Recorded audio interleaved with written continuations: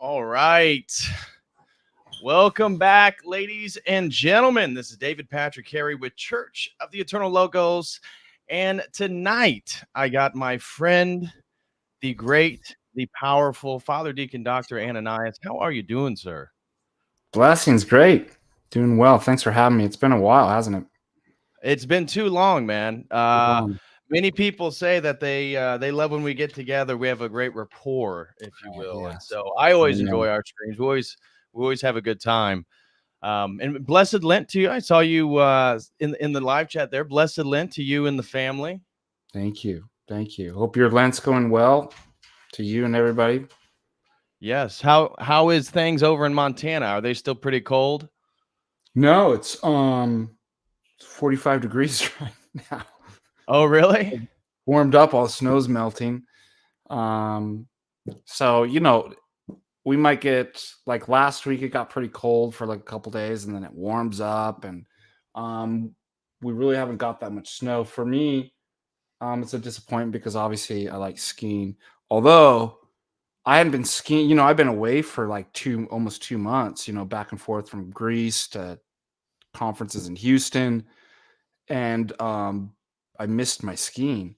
So last Friday, I went skiing and it was just gorgeous powder. It was like one of the best days.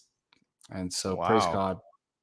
Praise God for that. We had a bit of it seemed like an early introduction to spring yesterday. It was 70 degrees here in Indiana. So somebody mentioned that.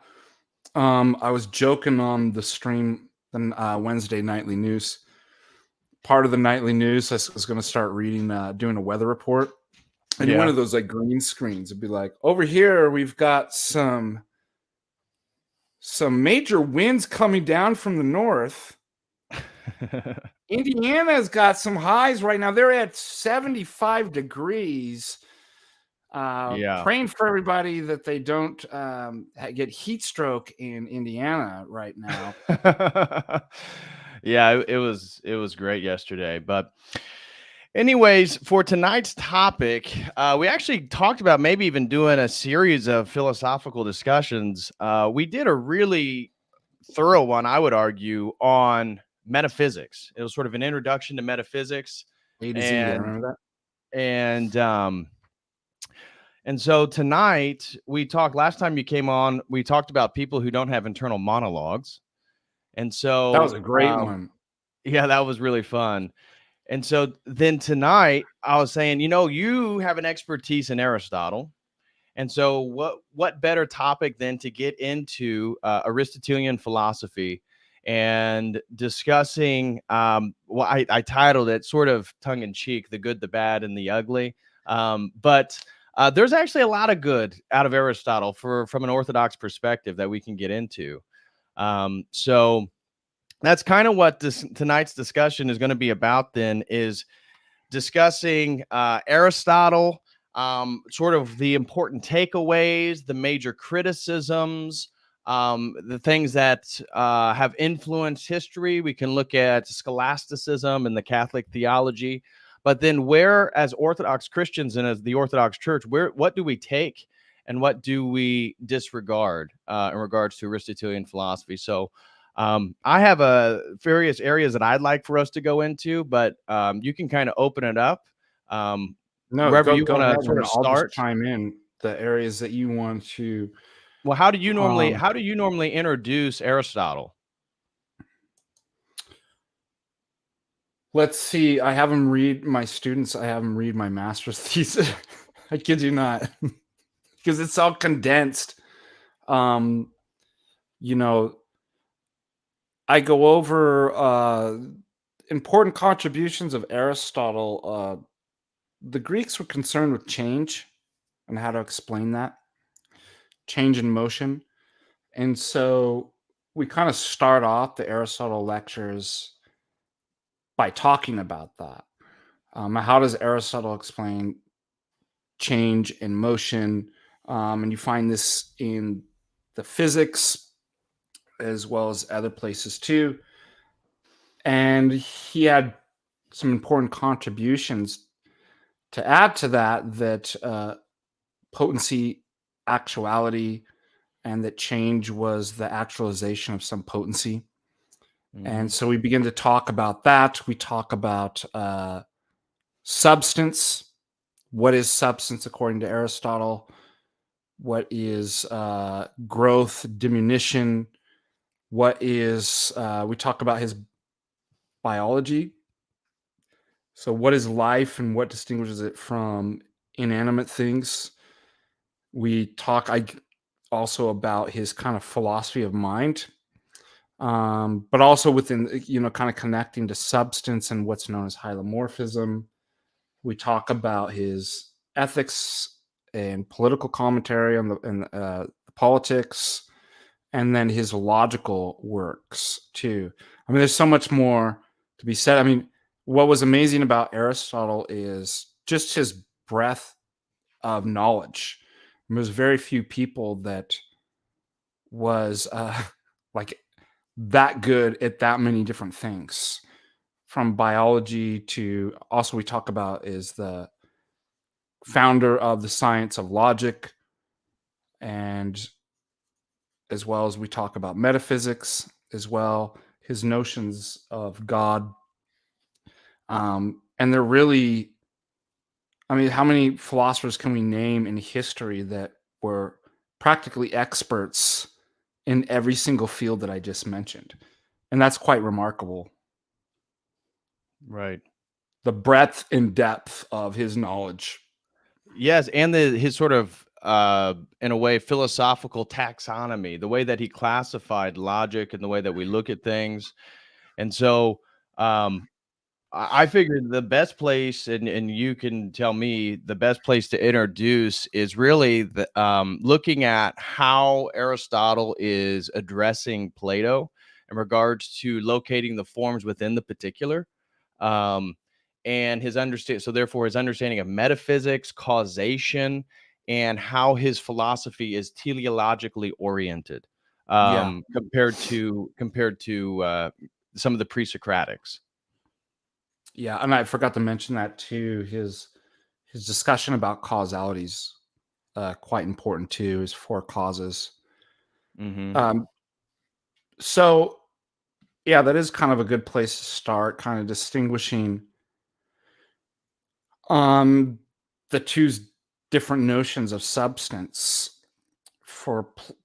and you could take just kind of universally, generally speaking, that what people mean by substance is like a real thing, the real, like the real stuff.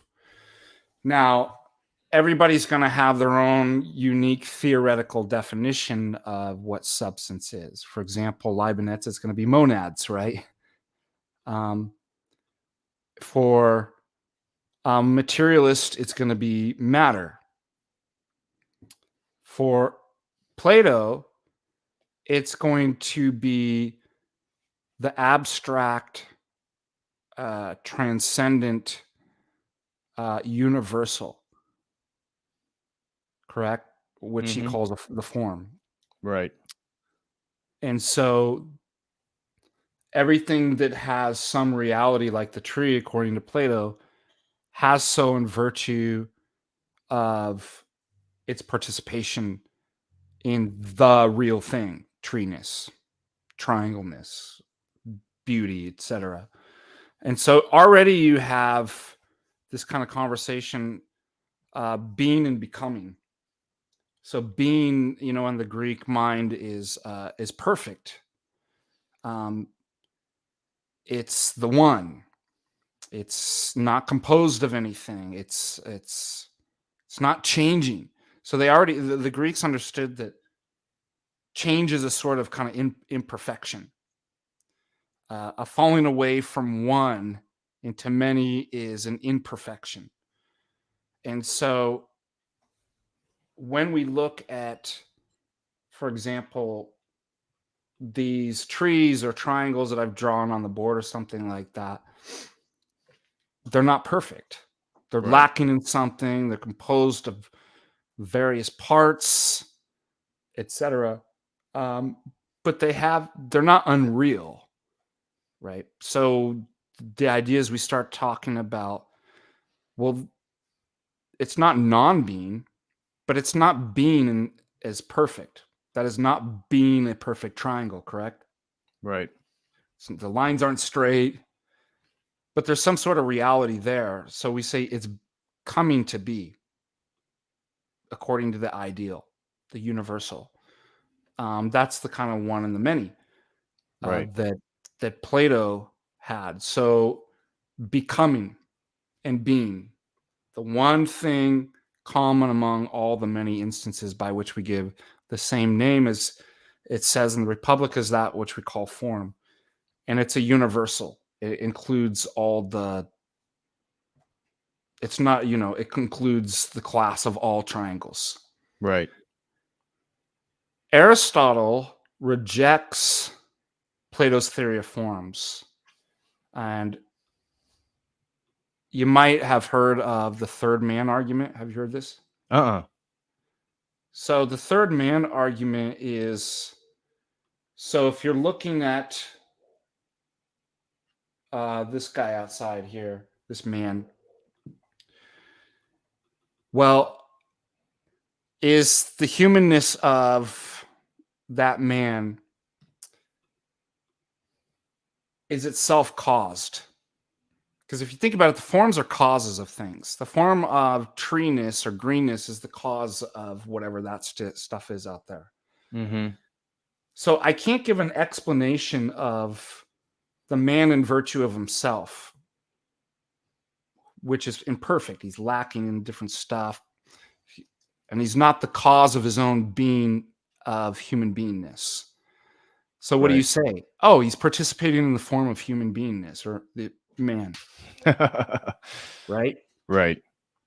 My cat's like getting all excited about talking about the third man argument. You can hear him clawing in the door. Sorry. But then you say, okay,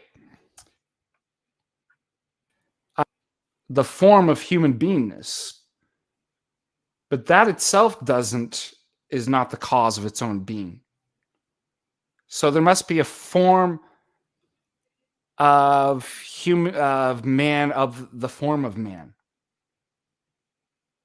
Do you see what I'm getting at? Yeah. So there's a man, he's caused by the universal form of man.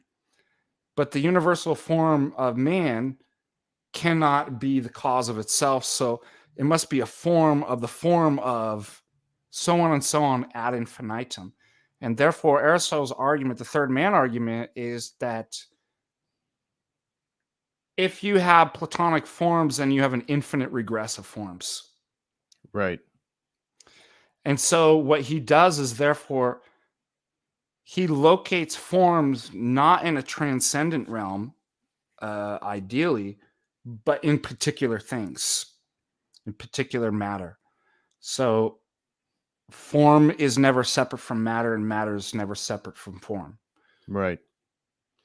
And that's his definition of substance. So substance is a composite of two kind of principles, not things, but matter, which is capable of receiving a form, and matter is becoming. It's imperfection, right? That's why you never see a perfect tree, but the form inside is working really hard to form the matter to be perfect.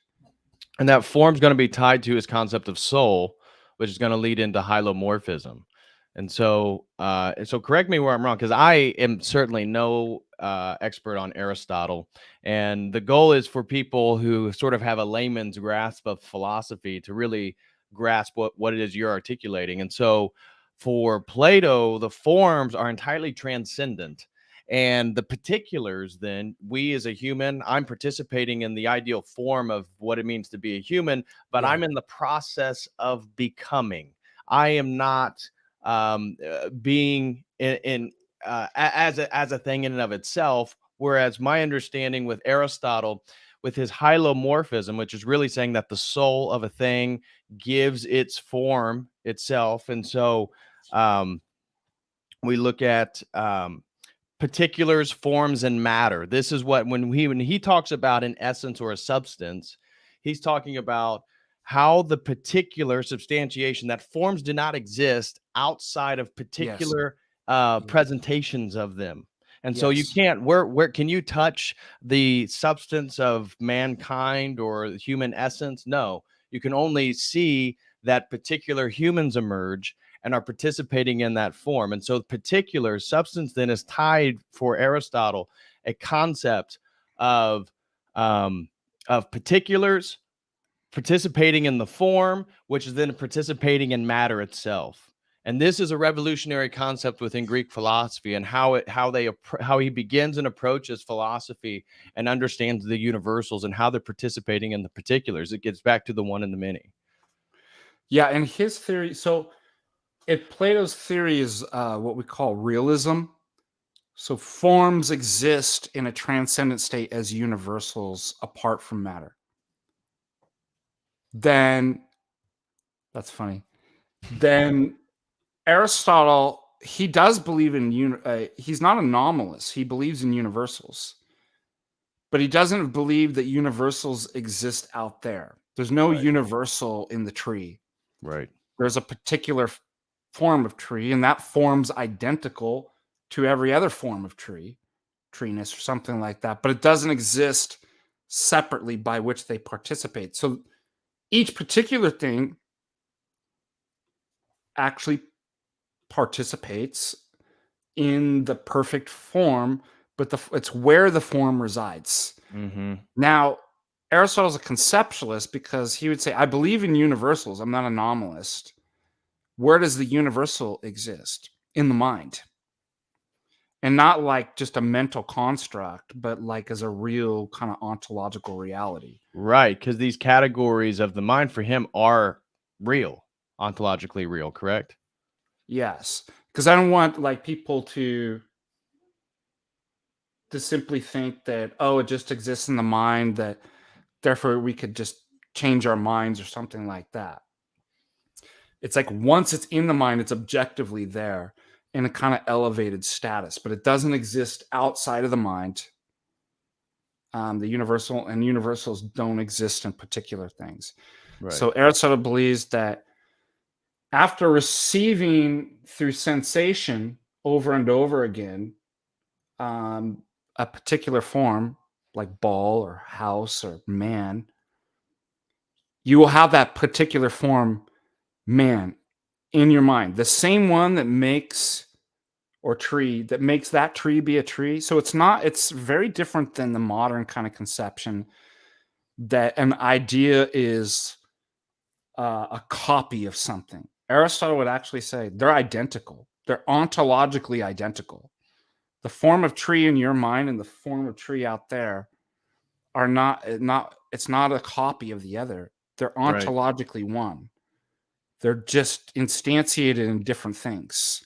Now Right. Aristotle believes, but then the mind through the act of intellect can take that particular form that's actually objectively existing in your mind and elevate it to a status of universal. Mm. So a particular triangle, the form is in there, and then I can say I can make it a universal and say that a triangle is a three-sided geometric figure whose sum of angles equals 180 degrees, and now I have the form that is the class of the members of all it's the set of the members of all that class, i.e. Right. triangles. Now I have, so I can't change my mind on that. It's not a Right. social construct. It's not a mental construct. Do you see the difference? Because I know we're Yes. going to use this language like, oh, it's in the mind, then I can just change. He's going to say no, because it's not a Right. mental construct. It's just Yeah. where it exists objectively.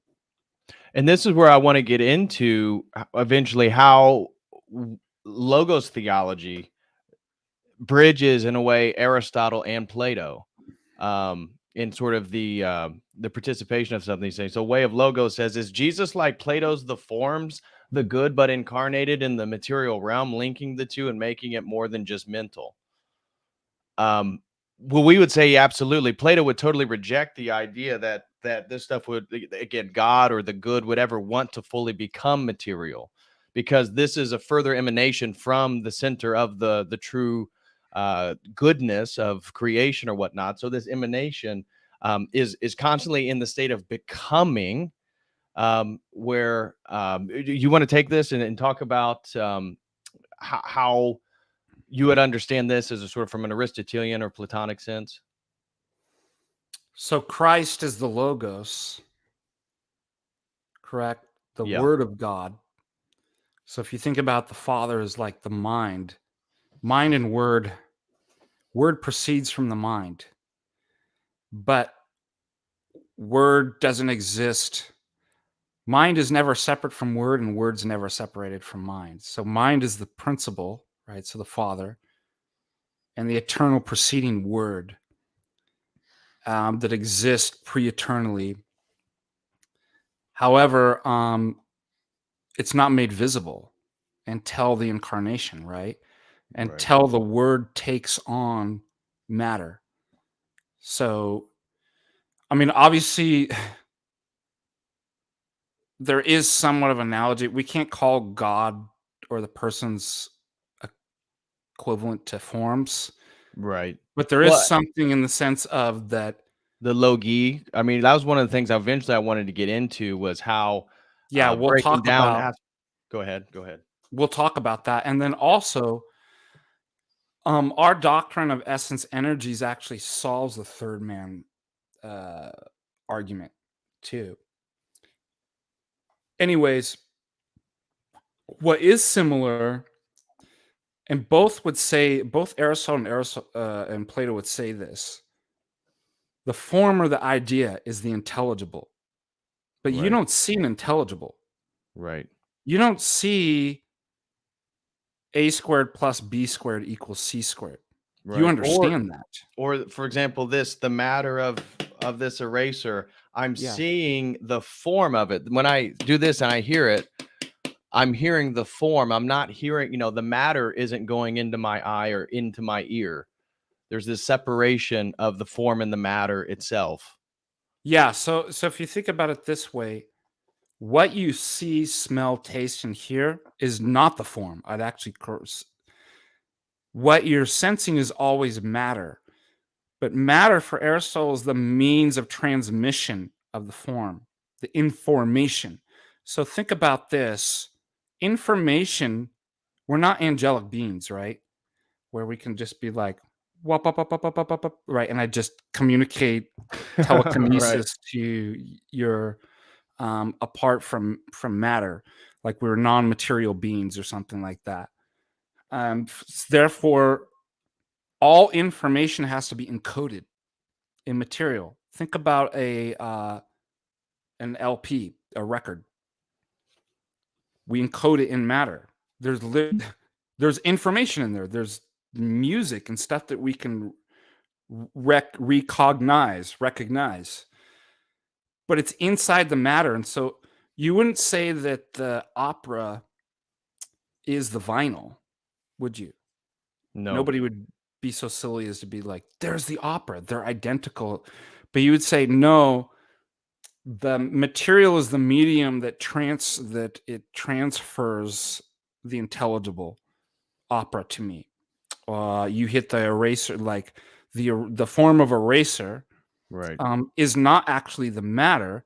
The matter carries that, right? Or the matter is participating in some way. So I sense the material things, and then I use the material things to abstract the information out. Does that make sense? Yes. So this, to explain it from my understanding, you can correct me if I'm wrong. Then this would be true for anything, that all substances, all things are participating. This is a particular item. So this particular is participating in a form, which is also then engrossed within matter. Yes. And so all three of these things are occurring when I'm looking at this. So that's what we meant by the form. What we're witnessing is the form. The form then is encased within the matter, and this is a particular substantiation. And why then Aristotle, in talking about this, is different than Plato, because Plato's saying all the forms are totally transcendent. Yeah. And Aristotle's bringing the forms in a way down to earth and saying, no, they are universal, but they are only expressed in the particulars. And you see, so this notion between the one and the many, the universals versus particulars, which one's more real?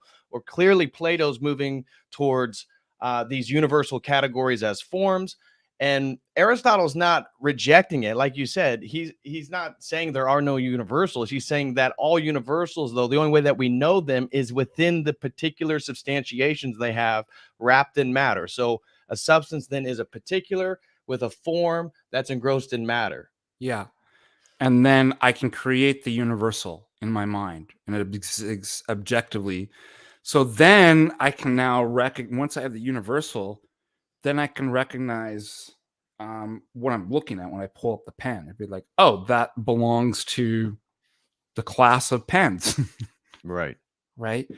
So you can't ever see the intelligible. You can't see forms. You can't hear them. It's what you understand. So if you think about this, is there some type of analogy with the hypostases of the Holy Trinity? I can't see the Father or the incarnate Word. So what does he do? He becomes visible. He becomes one of us. He takes on matter, and then says, because of the perichoresis, right, the indwelling with the hypostatic persons of the Trinity, if you've seen me, you've seen the Father. I'm the exact iconos, image. Right. So in that sense, a form is like an image of something, right? So there is a similarity. Now you can see what was incapable of being seen or understood, right? Because that stuff transcended all understanding. So there is that, but obviously the analogy, God's not a form. Right. And so in regards to introducing then Aristotle's concepts, a big thing in which he's breaking then from the pre-Socratic tradition is what generally is described as a teleologically oriented philosophy. And this has to do with his emphasis on final cause. So he has four types of causes This would be the efficient cause. This is kind of like the idea of a force behind something. A baseball that gets, during a home run, the force is the batter that hits the ball. There's an efficient cause to it. The material cause.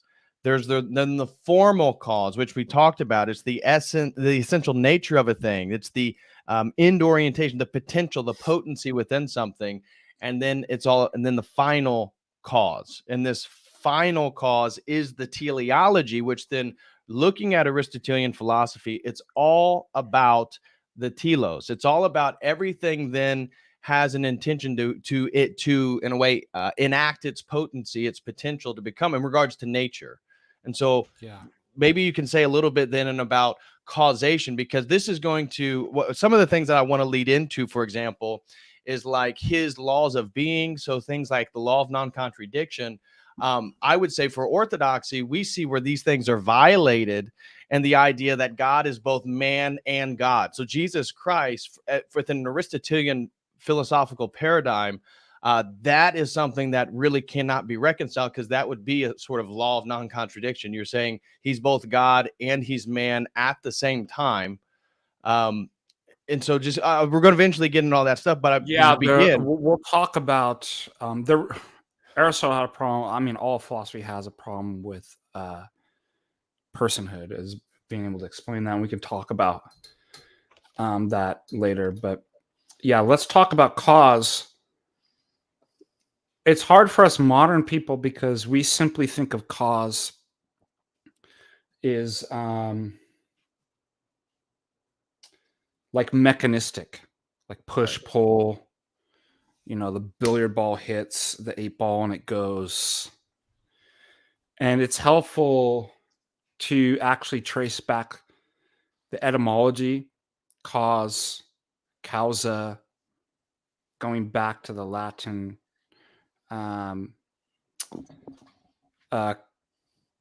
cadere, to fall. And basically, what does cause having to do with like to fall? Well, fall is like a consequence. Something falls from, I fell from my parents in some sense, right? I come from. And so you have that notion of indebtedness. And the Greek word's better, of kind of something for which something else is indebted to. But there's many different ways you can be indebted. And so Aristotle, and these all offer as explanations, Aristotle says that there's 4 kind of indebtednesses. Something could be indebted to the agent, right? Like your parents, or the force that produces some motion, i.e. the efficient cause. So that would be the kind of mechanistic. But if I look at the desk or the bookshelf, I mean, why does that exist the way it does? There's a sort of indebtedness to the materials, right? It wouldn't be a bookshelf without the oak. So there's a material cause. There's an efficient cause. It wouldn't be what it is unless there was a carpenter that made it. It wouldn't be what it is unless it was formed into the idea of bookshelf, right? Right. It wouldn't be what it is unless there was an idea of a sense of purpose. Why did I form it into the way that it is? So it can hold books. That's a teleological cause that guides the development when the artist is putting that together, right? Right. So form in the beginning and the end product are actually one and the same. They're just looked at from 2 different points. Right. And in nature and living things, it's even more amazing, right? That the full chicken is in the egg. So that solves the problem of which came first, the chicken or the egg. How can an egg change and grow into something unless there's something for it to grow into? What does it grow into? Nothingness? It has to grow into something, a being, right? Mhm. So Aristotle says, he doesn't say the chicken and the egg, but he says in the order of time, potency is always first. So what's an egg? It's a potential chicken. But you can't have I can't potentially be in Indiana on my way unless there's an actual Indiana, correct? Right. So that's the form. So, and that's kind of understood. The teleological is what's guiding all those material parts, those cells. I mean, it's not just rando, right? And Aristotle recognized this, that why is it that chicken eggs always grow into chickens?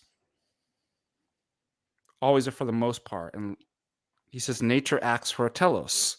Mhm. Unless something interrupts that, or there's some type of retardation or something like that, nature always acts for an end, right? So Right. there's a sense of purpose. Everything's ordered towards Yes. its form, and its form is ordering it, which is And a that's what I was beautiful gonna concept. that's what I was gonna say is, for Aristotle, he's breaking from the pre-Socratics, which are really just focusing on a material cause. So Heraclitus is saying everything's fire, everything's water, everything's air. This was debated for among some of the pre-Socratics, and so um, he's critical of these pre-Socratics by only focusing on a material cause for the entirety of everything. Again, this is ontology. This is metaphysics. What's With uniting? the exception, I'd probably say Parmenides and maybe Anaxagoras. They're the first. Because explain that. So Anaxagoras talks about the nous. Yeah, he says everything was mixed, and basically unintelligible, and then mind mixed in and created kind of proportion and order, and everything was inside, just mixed up, right? Because mind's pure. So if you think about mixtures and here you already have the one and the many. Mixtures is a bunch of parts all inside each other, right? But to understand an intelligible is a kind of unity, right? And so I think he was probably thinking this way, that mind mixes in and creates order out of chaos. No. Jordan So Peterson is just Anaxagoras reincarnated in Plato's theory of the transmigration of the souls. Ladies and gentlemen, I guess you also have the notion of, so Thales said water. yes. And then Anaximenes, yeah, no, bucko. So you have, what do you call it? Blanking on. Make sure I don't get these two mixed up. I always get the. Anaximander is the infinite. So I guess you'd say that he kind of moves away. So you do see them struggling, but there's certainly a criticism that tried to. Most of the pre-Socratics are identifying these things with material things, and once in a while you kind of get one of them breaks away. You know what I mean? Mm-hmm. But I think the closest is Parmenides, and of which Socrates was a student of. Right. And so you're already starting to think about the one and the many and being and stuff like that, and then forms probably. Yeah. And so I was going to say, that's why then Aristotle, what he's trying to address is how do particulars participate in the forms? And so they are end achieving essences in all of nature. As you're talking about, Aristotle's pretty explicit that nature never makes anything without a purpose. And so he would say, no, it's not totally random. Nature always has a purpose for everything it's doing. And so Plato made form the cause of order. Disorder and evil is nature's resistance to the ideal forms. Aristotle speaks of a natural innate potency and potential, and everything then has a purpose, and it is then being acted out. And so Yes. it's moving, then everything in nature is moving from potential to actualized. let me just make two statements. We haven't got to the bad and the ugly part, so we're doing the charitable part, which is what you should always do when you start with. You always want to steal, man. It's like when you got to, if one of you guys has to break up with your girlfriend, always start with the play. You know what I really like about you. You've been really wonderful in these different ways. Then you break to her the bad news. But and even the apostles, these things I praise you for, these things I have against you. So we're starting with the good. Aristotle has great arguments against reductive materialism and evolution. The proto-evolutionist is Empedocles. He's the proto-Darwinian. He's actually an evolutionist. He says that everything's just rando and chance. It's just all these parts mixed together, and that's how you get all the things that you get. But it's all by chance. And Aristotle has a great argument against that. And by analyzing how we use the word chance. And he says, well, look, this is the way that we speak about the word. And this is great because this comes up in philosophy all the time.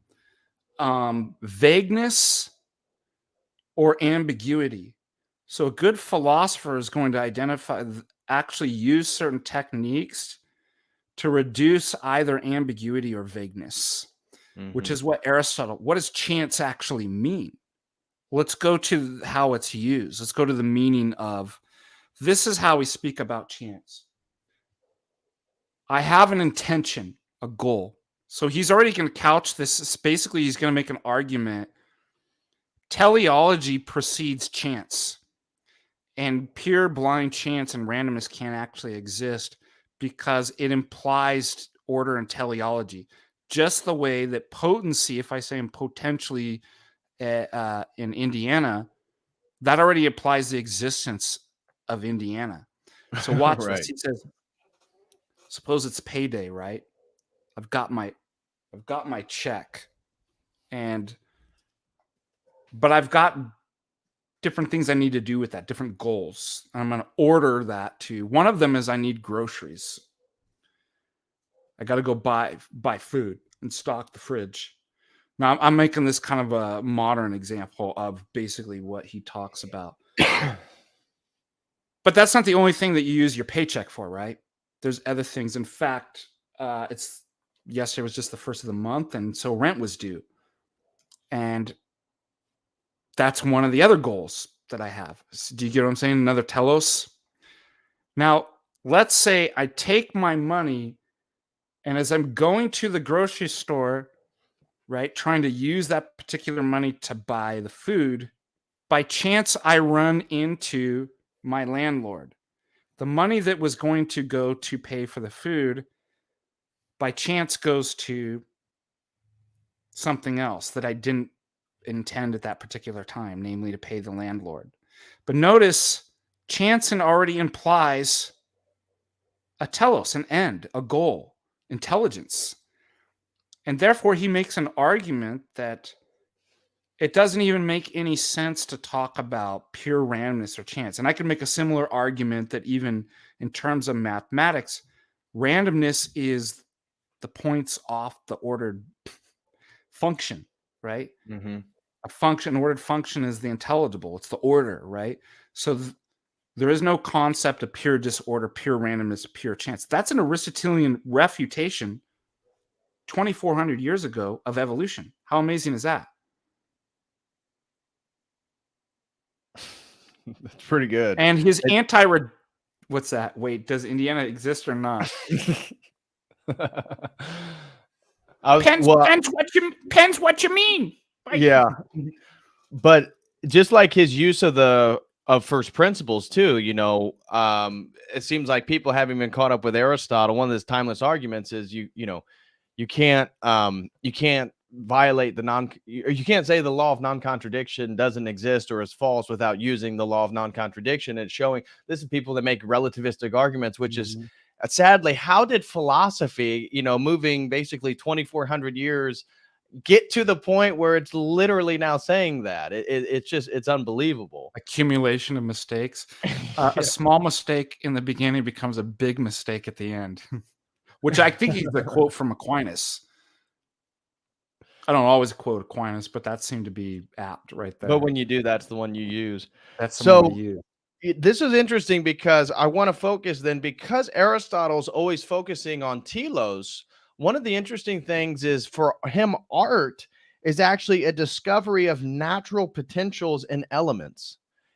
So the sculptor, the musician, the poet, they are discovering potentials within the marble when they create a marble statue in ancient Greece or something. Art is the discovery of these potentials. And this will also, when we move into his ethics, differentiate from Plato. Plato said art is just imitation of the forms. And he says, no, art is actually a representation of life. And this gets into... Yeah, they both believe it's an imitation, but in different... I think Plato would say imitation's like twice removed from reality. Because if reality are the Platonic universal forms, then I'm imitating... There's a sort of kind of crudeness and vulgarity of having to imitate, right? It's not real. It's twice, 3 times removed from reality. But you see, if you switch your metaphysics, though, Aristotle would say that it is an imitation, but it's real. So I actually really like his theory of art. I do too. And his like the poetics and stuff like that, because now we have an objective standard for talking about good and bad art. So especially at the higher levels of writing and narrative and poetics and stuff like that, and you could even take this into like cinema, what makes a good play or a good movie is if you represent the human being in its idealized form. So you know how you always hear music like, yo, bro, I'm just rapping how it is out there, right? But that's not what art's supposed to... It's not just supposed to be a camcorder of... It's supposed to take what's out there and take it to the higher moral level of forms. How ought the good man be? What is the good life? So then when you're making a sculpture, you're not simply just copying the former reality, but you start to go up into higher kind of forms of... It represents justice. It represents the good life. I made the character. So when you make a play or a movie, you don't want to make it so the audience sympathizes with the villain. The villain, oh wow, villain had sex, drugs, rock and roll, and murdered everybody and got away with it in the end. That's the one I want to be like. You need to imitate, right? Make an imitation in your art form where you said that's how you shouldn't be. That's why in the tragic poem, there's always the reversal where the person realizes all the bad stuff happened to him because of my moral mistake or flaw. I think that's really cool. I think I agree. And also Aristotle, which we would, certainly differentiates from many of the contemporary empiricists or material rationalists, is that life is of a different category than matter. He was basically a biological vitalist. And so life was something special. Now we can talk about his cosmology. He believed matter was eternal. This was a basic Greek presupposition.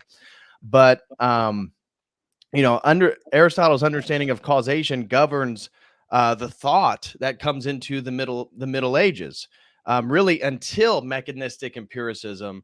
And that's, really with Francis Bacon. Doesn't he write the new Organon? Yeah, which is his sort of kind of questioning the first principles, which Aristotle just takes for granted. He's saying, well, there we go. There it is. There it is.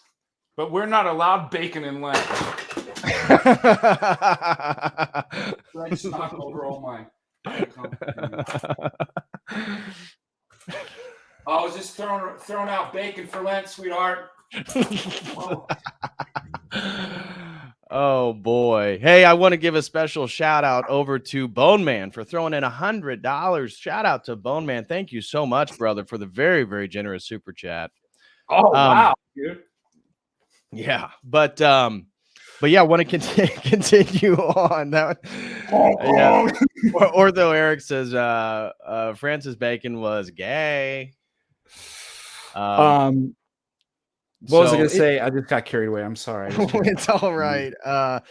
So I was going to mention that what basically mechanistic empiricism. So we're talking about these causes. Yeah. And for Aristotle, we have the efficient, the material, the formal, and the final. The final, again, always think of telos, think of teleology.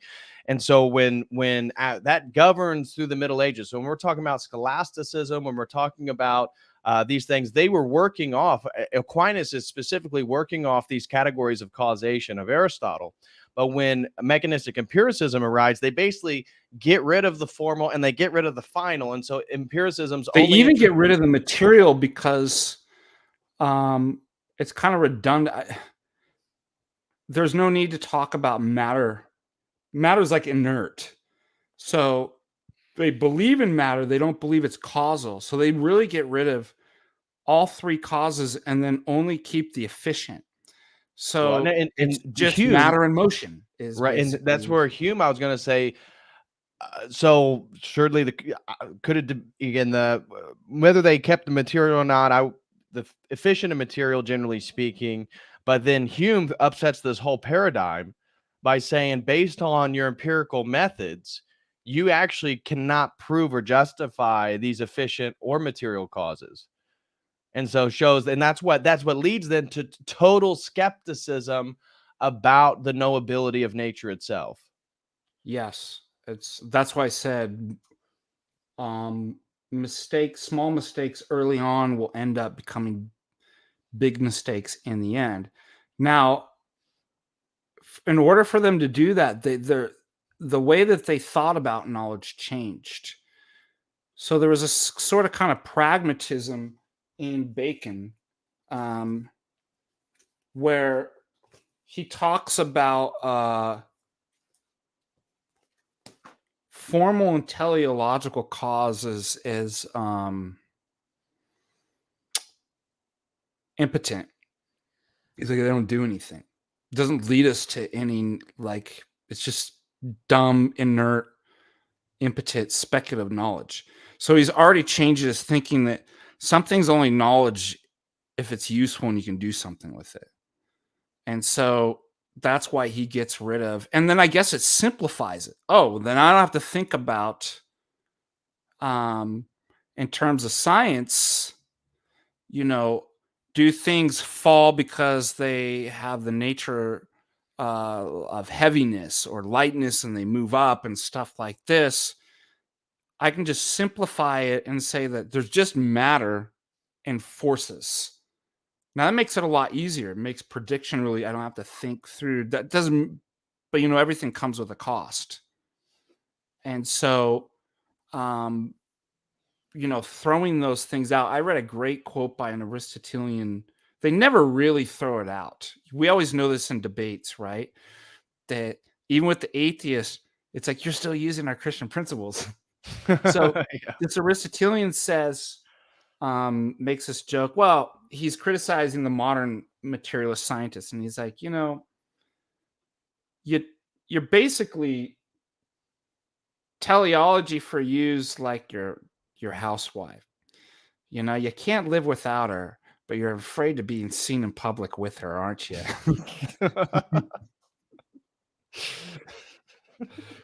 So one thing that was strange about Aristotle, though, and I was talking with the president of St. John's University, the Great Books program. And for example, I mean, he had a type of science. He had taxonomy, right? Mm-hmm. For Aristotle's school, Plato's school of the academy, it says, let no one who is ignorant of geometry enter here. So knowledge was about kind of, well, reality's up there, right? In the intelligible realms, not down here in the sensible, confused world of becoming and moving in towards non-being. So let's do mathematics. Let's think ideally and mathematically about stuff. But if you thought reality was in the matter, so he's not a materialist, he doesn't think matter in itself is real, but it gets its reality from the immaterial principle of form. Mm-hmm. Then wouldn't you start dissecting stuff? Wouldn't you start looking and opening things up?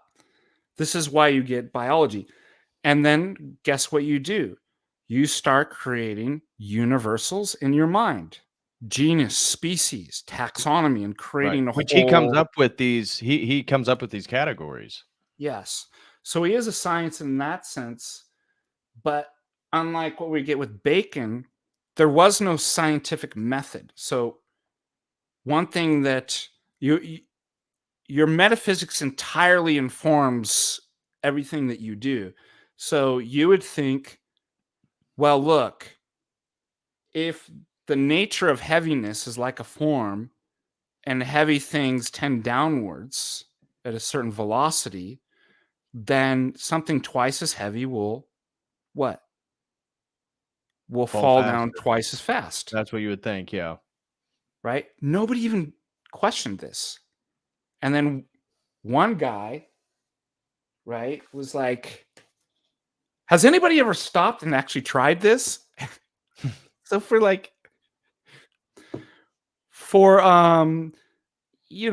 almost 2,000 years, nobody had the idea, but like we should try this until this man, right? Galileo, Right. where he actually is the first person to actually drop a heavier object compared to a light object, and they go to the exact same speed down. So that's something that Aristotle was lacking too. But that doesn't, how should I say, that doesn't justify, I don't think, mechanizing everything entirely. It's just like, well, look, constructing an experiment and these kind of good ways like this is something that should be added into. Anyways, I talk too much. Well, I agree. I figured what we could move into next are some of his, again, continuing in the vein of metaphysics, is like his laws of being. And so, talking about the law of non-contradiction, the law of identity, the law of excluded middle, reality is rational for Aristotle. We are then rational souls. We have our rationality from our soul, and that rationality gives us access then to knowing reality. So Yes. he's not a skeptic, as what later the empirical tradition will move into eventually is a sort of skepticism. Aristotle's not skeptical about what we can know about reality. He says, no, nature is rational. We are rational souls. We then can participate and learn about the world itself. And so maybe we can get into being, for Aristotle, is primarily particulars then, where Plato, particulars aren't beings, as I said, but becomings. Again, you can go wherever you want to go. We could talk a little bit about the different forms. A person is both a rational soul and an animal body. Animal bodies then are divided between an animal soul and a vegetable body. And so the animal soul is sort of characterized by its ability for locomotion, for And vegetables sensation. have a soul too. Yes, and theirs is characterized by nutrition and reproduction and growth. and growth. Yes. So if you think about the Greek word for souls, anima, because people think that's weird. It's like he believed plants have souls. But anima, animation, right? Right. What distinguishes inanimate objects from animate objects? The ability to move themselves. Right. And so that's life. So there really is an ensoulment, which is a living form in plants. They move themselves. It's not like we have to move them or other things. And then the next level up of soul is animal, which where you get derives, anima, Mm-hmm. that has a sensitive and psychic life, right? Not that they're doing seances and reading tarot cards, but they have a type of mind, right? They have memory, they have conscious experiences and stuff like that. And then Aristotle says, but we embrace the rational soul, the human being embraces all, but rises above by the possession of nous. So we have an animal body, but in the rational soul, right, is endowed all those principles going all the way down to the vegetate. So it's not that we have three souls, but whatever principles in plants, we have more, and we have that and much more. Whatever's Right. in animals, we have that and much more. But there's a unity. And this is one thing that later I think becomes a problem for taking an Aristotelian view, especially coming into Christianity and talking about death and resurrection and stuff like that. For Aristotle, you can't have things inside of things. Right. There's a modal collapse. So it's no coincidence that Roman Catholics and people in the West concluded that God's an absolutely divine, simple essence, because that already is grounded in Aristotelian ideas that there's one absolutely simple essence in you. There isn't a plant essence in you. There isn't the essence of boneness in you. There's just one thing. So there's kind of a modal collapse even in the person. So when they think about the divine, they're thinking about the same way in essence. That's going to become a problem. Well, what happens when we die? Right? Right. How is it that if you don't have things inside of things, right? If you don't have this kind of tripartite, then how are we going to explain, death and resurrection and different stuff like that? Not to mention what we'll get into later, the hypostatic union incarnation, right? Right. You want to say a little bit about the difference between essence and accident, in regards to essence being a property of rationality and accidental property, for example, being like a human. So, for example, an essential property of me for an Aristotelian category be that I have a rational soul. I should be rational, or I should act rational according to the good. But an accidental property would be something like having blue eyes. That's not something that is essential to me being a human, whereas rationality would be something that is essential to that category or that universal. Yeah, it's really easy. Just put it this way. The things that you can take away versus the things that you can't, and you still have the same thing. Oh, that's a good way to put it. Yeah. So ousia, right, which Greek word for essence is derived from two Greek words, toon, right? The being of something. And so what makes this thing be what it is? Well, I can take all these different things that are like, I change its color. Well, it's still being that thing, right? So you realize, oh, those are accidental. So it exists with that, right? But its being isn't changed, right? It doesn't stop being a triangle, or it doesn't stop being a man when I change these properties. So then we call them, well, they're accidental to the being of what it is to be that thing, that ousia. Mm-hmm. But if I took away three-sidedness from a triangle and made it two sides, would it be a triangle? No.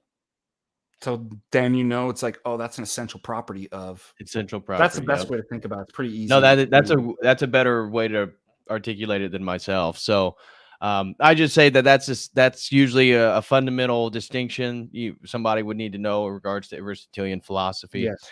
Um, if you want, the next thing I would like to do is get into his understanding of the unmoved mover. And so for Aristotle, then, based on his metaphysics, you can sort of branch out and look at his concept of ethics and politics and education and art.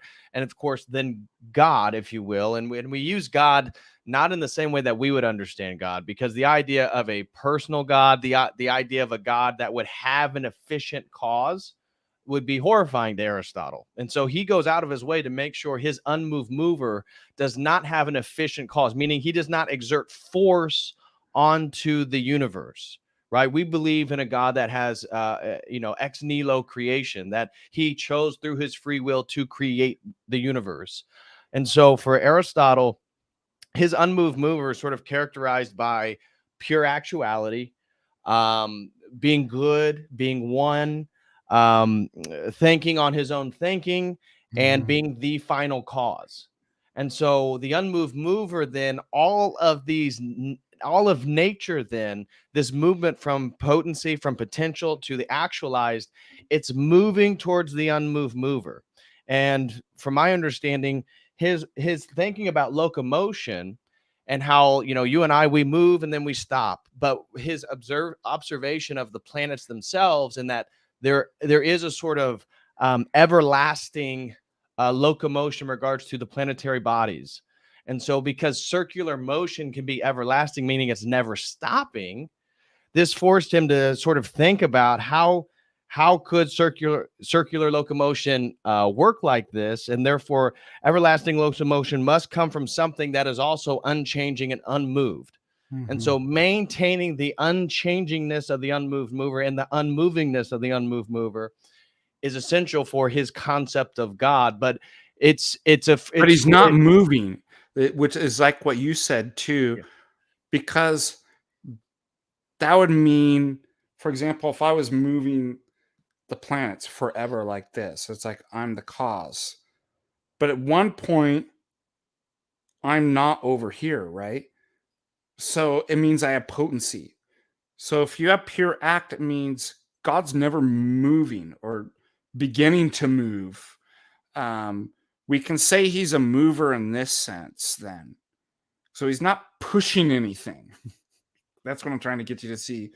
Yeah. He's a mover in virtue for Aristotle, according to his pure actuality. So he's like, well, how is that possible? How can you move something without yourself moving? That's the key. And the best way to explain is almost kind of teleologically. So if I saw a beautiful painting and it moved me, I say it moved me. In fact, not just emotionally, suppose it actually moved me to actually go, or as a sculptor, and I'm how would I explain, why did you go up to the sculpture and start feeling it or looking at it? Why were you brought to tears? I would say because the painting was so beautiful. The sculpture was so beautiful. Well, notice it's the cause of my emotion, but it's not actually, it's doing that without moving. It's in perfect stasis, isn't it? Mm-hmm. And that's the way that you have to think about Aristotle's God, is it's a mover without moving. Because to be moving is to be in a state of potency towards actuality. And if God's pure actuality, he's not moving, but he is the mover. Right. And he's the source of all things and goodness and blah, blah, blah. Does that make sense? Yeah. I think it does make sense. And this is an important idea for people to grok, because how, Aristotle, this unmoved mover concept was using the logic of his metaphysics. He now then posits the concept of God that's separate from, in a way, outside creation, or how would you articulate that? Because at the same time, matter is eternal, but it's in this continual process of moving from potency to actualize. I mean, the unmoved mover is outside but at the same time, it's not an ex nihilo creation because it's eternal. How would you articulate? That's a sort of a difficult line to articulate there. Sorry, it was say it again because it started. There was an internet connection. Okay, unmoved mover. How to what degree is he sort of outside, or it outside of, because it's not a creator God. And Yeah, it's not so a for Aristotle, he's working off the presupposition of all of Greek philosophy that matter itself is eternal. And so therefore, matter is then eternally in this process of moving from potency to actualized to become like the unmoved mover, because he is the final cause, the final telos of creation. But how would somebody listening, especially coming from a Christian worldview, understand? So you're saying the unmoved mover is outside creation, but he didn't create it? Well, we don't even call it creation. Yeah. So part of the Greek metaphysics, oneness and unity is perfection. So multiplicity is a falling away from imperfection. The material world's already composite. Composite in terms of material parts, but also in the sense that it's changing. You already have kind of metaphysical parts of potency and actuality, right? If change is the actualization of some potency, then the changing world's imperfect. Motion's imperfect. But in order to explain something, for example, if I said that this can right here is cold, this hot tea, but cold's potentially hot. Okay, what's change? Moving from cold to hot. Now, how do I do that? I don't just take more potentially hot things like ice cubes and stuff like that. It requires something actually hot to change what's potential into its potential to be actual. So this is what leads Aristotle to basically say, well, look, in that series, you're eventually going to get back to something that is just pure actuality. So it doesn't create anything, Right. but it's the explanation for why all this stuff's moving from potency to actuality.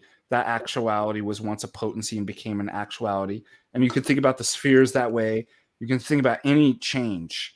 So he believes that, well, I could just explain all of this stuff in terms of not a creator, but this notion of pure actuality. But pure actuality and that kind of eternal matter go hand in hand, don't they? Right. If it's not created, then it always existed. The perfect is not a creator, therefore matter always existed. To be the kind of syllogism. So therefore we kind of define, the goal was to talk about the good, and meaning the good, the bad, and the ugly is, I think, going to be the name of our philosophy series, if you will. We haven't touched really specifically on his ethics. We could talk about the soul. We could talk about virtue being a functioning of the good. So a virtue is this sort of excellence or the quality of the rational soul being inwardly directed. So not being, it's a rational inward perception towards rationally good ends.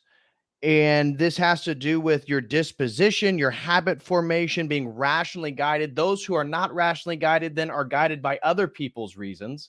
And this would be a sort of unconscious life. And so we're all then within his ethical system. We're all then caught between this dilemma, deliberation and choice. Everything is about habit formation. Everything is about our choices and which rational choices we are making. And therefore pleasure is not equal to happiness for Aristotle.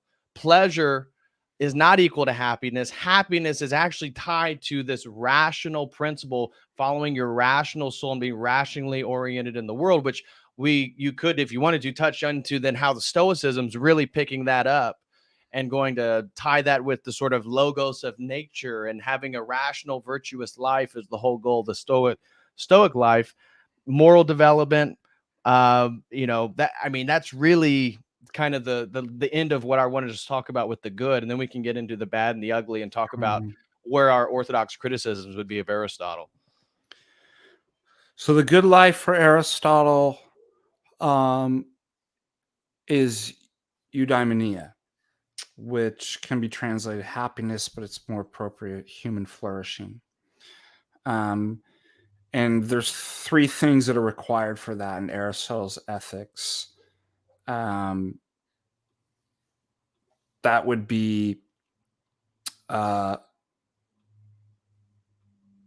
wisdom,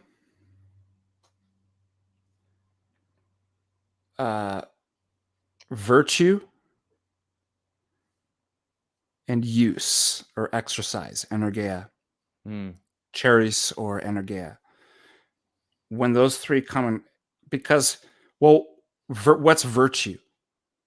And all 3 of those things have to be exercised in one act in order to flourish, which is, in some sense, very orthodox. We can only be truly happy when we're teleologically, when we're doing and we're working, right? We're fulfilling the goals the way that we're supposed to be according to our nature. So, virtue is, he has a list of virtues and vices, and they're the means between 2 extremes, deficiency and excess. So if you think about deficiency is cowardness, right? Being a coward. What's the excess? You bend the stick too far the other way, it's rashness. So it's the middle road that's courage. Well, how do I know what's the mean between 2 extremes? He says it's what the wise man lays forth. Now, is a really interesting is virtue ethics. In order to obtain wisdom, though, you have to acquire the virtues and vice versa. In order, you know what I mean? So they're working synergistically. But then I'm just in it's the Greek word's hexis, a state. For example, to be wise or virtuous is a state of character.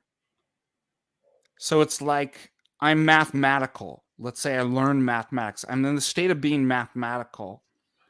But then there's this, what Aristotle calls second actuality. So that's first actuality. I've acquired being mathematical. Then what do? I exercise it. I do the math. So he basically says once you've acquired virtue and wisdom, is states of character, in order to be happy, you must be able to fulfill that and exercise, act on those in a synergy, which is really beautiful, isn't it? And so he then says pleasure is the unimpeded exercises of those 2 states in an activity. So imagine if every time that you tried to exercise your wisdom and virtue, something impeded it. You wouldn't have pleasure, right? You wouldn't have this kind of fulfillment. So he does link pleasure. He doesn't say happiness is pleasure. He says pleasure is just the unimpeded exercise of happiness in terms of applying wisdom and virtue in an activity. Right. And so I'm trying to think, there was an example in the ethics. Anyways, I'm not going to go off on we that. had a genuine question pop up here. What is meant by Aristotle's efficient cause? We kind of addressed that earlier about efficient cause, meaning really just the way that we would articulate it, and you can correct me, is force, things that are caused by a sort of exertion of an exterior force to some degree. The source of the motion. Source of motion. There you go. But a deficient cause can also be an agent. So the source of my motion is my parents, in one sense. But it's different than just like a mechanistic, right? Well, didn't Aristotle say something about the efficient cause would be your father, the material cause would be your mother? Yeah, he actually had that exactly. Yeah. Yeah. She was just the kind of receptacle for receptacle for the forest, baby. Yeah, that's right. The efficient cause. Anyways, now that go ahead. Covered that. We basically steel-manned Aristotle up to this point and talked about a lot of the good things. Now there's so much that we could get into that we as Christians would take umbrage with. One more thing I want to add about go the ahead. Go ahead. Before we go into the bad and the ugly. I would say that, and I know I'm going to get disagreement. This was in Greece. We're all arguing about this. Orthodox, following Richard Swinburne and some others, were kind of Platonic substance dualists. And myself would lean more towards, I think the Orthodox view is closer to Aristotle's hylomorphism. Yes. And there was another priest that raised up. We didn't get that much into hylomorph. Let's go into. I mean, we'll go everywhere you wanted to go, but that was something I wanted to bring up in regards to our Christian worldview as well. Okay, so the reason why it's not identical, that I don't think you'd say it's identical with Aristotle's hylomorphism, is that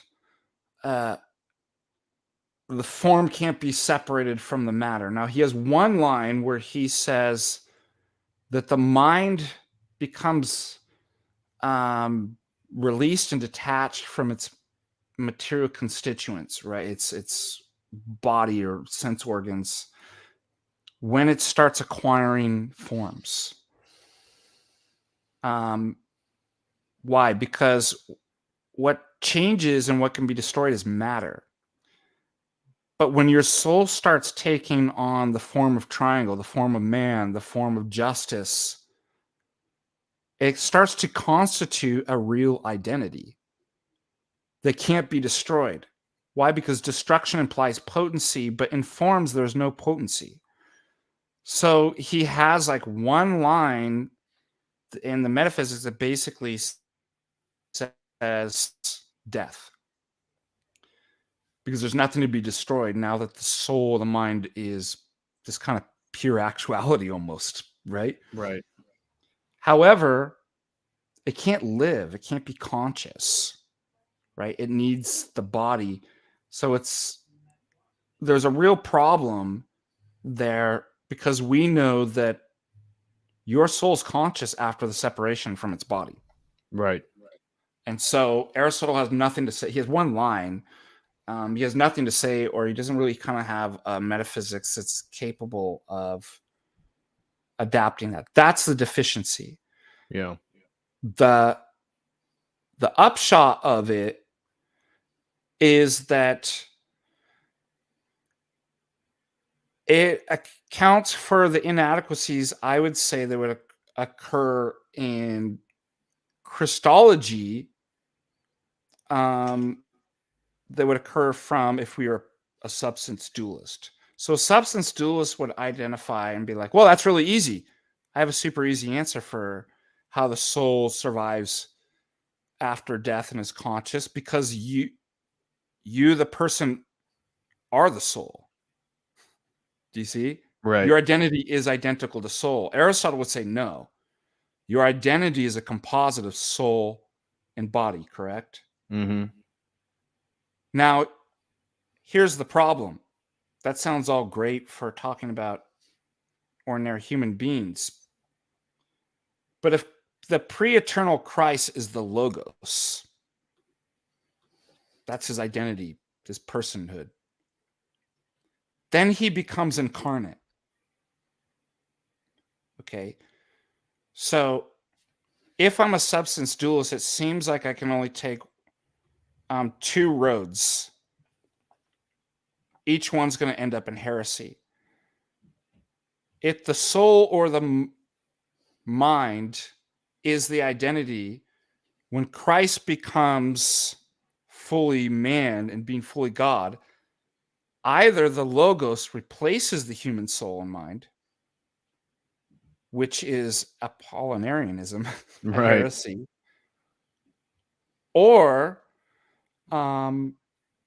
they remain separated and distinct. They're not united in any. So I actually have two persons, which would seem to be a form of Nestorianism. Mm-hmm. I don't know how they're going to get around that. In fact, William Lane Craig, who's a substance dualist, is just like, yeah, I'm fine with being either Apollinarian versus or a Nestorian. Cancels be damned. Obviously, my philosophy comes first before theology, and if it doesn't fit in my theology, if it doesn't fit in my philosophy, it's wrong. Right. So you see this sort of kind of mistake. A hylomorphism wouldn't have that problem, right? Right. That it doesn't associate, so there's a way out of it. That's the upshot. The downside, now going into the bad, is that for Aristotle, personhood's utterly reductive. All personhood is, for you to be the person Patrick, is just the form instantiated in that particular instance of the matter. So the form forms a particular nose and hair and right. Rather than the essence of human being belonging to the personal subject Patrick, said it transcends the nature or essence. Right? It is always a particular. However, it's not reduced to it. Aristotle doesn't have that. So then we're going to have problems with we're going to have problems with the Christology. You see how that would be? Yeah. There's something more to personhood and being, and it would lead to either Sabellianism or tritheism and stuff like that. And then, monophysitism, right? If you have that kind of notion with the incarnation too, because then they were like, well, look, two instances of an essence would be two persons, but there's only one person, therefore there can only the two natures become one nature. Right. Well, that's to think of personhood in an utterly reductive. So I actually think with the Orientals, they embrace this kind of archaic. This is why they're having problems with. It's like that's kind of almost like an Aristotelian understanding of personhood. So that's a deficiency. That's a bad in Aristotle. Yeah. Well, can you articulate then Orthodox theology and how it corrects that error and the inhypostatization of two natures in one person? Yeah. So again, we would say person transcends nature. Yes. So what that means is, although every person is a particular nature right there, that's not all it is to be a person. A nature needs to belong to a personal subject. So I say that it transcends nature because, again, there are no laws, natural laws. There's nothing about essence that can fully exhaust what personhood is. I can point to it. I can say different stuff about it. But it's kind of like love, right? Like I love my wife. Like I can point to these different instances, but that doesn't mean I exhaust it. Right. And so there's something that transcends the particular instance. My love for my wife transcends all the particular instances. And it's not like if I added up even all the particular instances, it'd be like, that's it. I just captured it in the definition and I can give it to people now. There's something over and above. But Right. it's not this dialectic of either or, but it's fully in each and everything. Does that make sense? Yes. So that's what we would say. So if you have a subject, the essence belongs to that, and they're not identical, right? Right. There's a distinction. That's why Christ is always a divine person, is the personal subject who has always the divine nature, can then subsume a human nature inside the personal subject that is the divine person Right. And without change. and so this Without change to nature, without change to person. And so this is essential then in regards to Trinitarian theology and why a Trinitarian theology has to be the beginning point of understanding the transcendence of this person, divine nature, Christ, the divine person, the Logos, the divine person takes on human nature in space and time through Mary, that then human nature subsumed under the nature of the divine nature, Yes. all within one single person. And the reason why we end up heresies, whether it's William Lane Craig, the Papists, what do? It's the Ordo Theologiae, right? The order of our theology. We begin with revealed. God is the Lord who has revealed himself to us. Right. Okay. That itself transcends all philosophies. What we don't do is we don't start with a particular philosophy. Hey, pick, what do you want to be? Do you want to be an Ionian philosopher, Milesian, Cartesian, Aristotelian, or Platonist? Okay, I'm going to pick one of these guys. Then I get my theology and I have to then explain everything in terms of the philosophy. Right. We start with the revealed theology, both special revelation and natural revelation. And then we have an objective standard for going exactly everything we were doing tonight, the good, the bad, and the ugly. How could I possibly say that objectively? Only if I have an objective standard by which to judge. Yeah, Aristotle was right on this. Plato was wrong on this. Aristotle was, wrong on this. Maybe Plato had a better idea with this. I can't do that. I cannot make any objective claims just starting from picking one of these. Well, it sounds good. And that's another problem with Aristotelian philosophy, and not just particular Aristotelian philosophy, any man-made philosophy. How do I know that that's the actual picture of the world?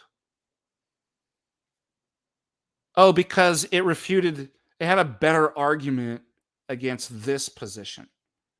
And we're going over falsificationism in our philosophy of science.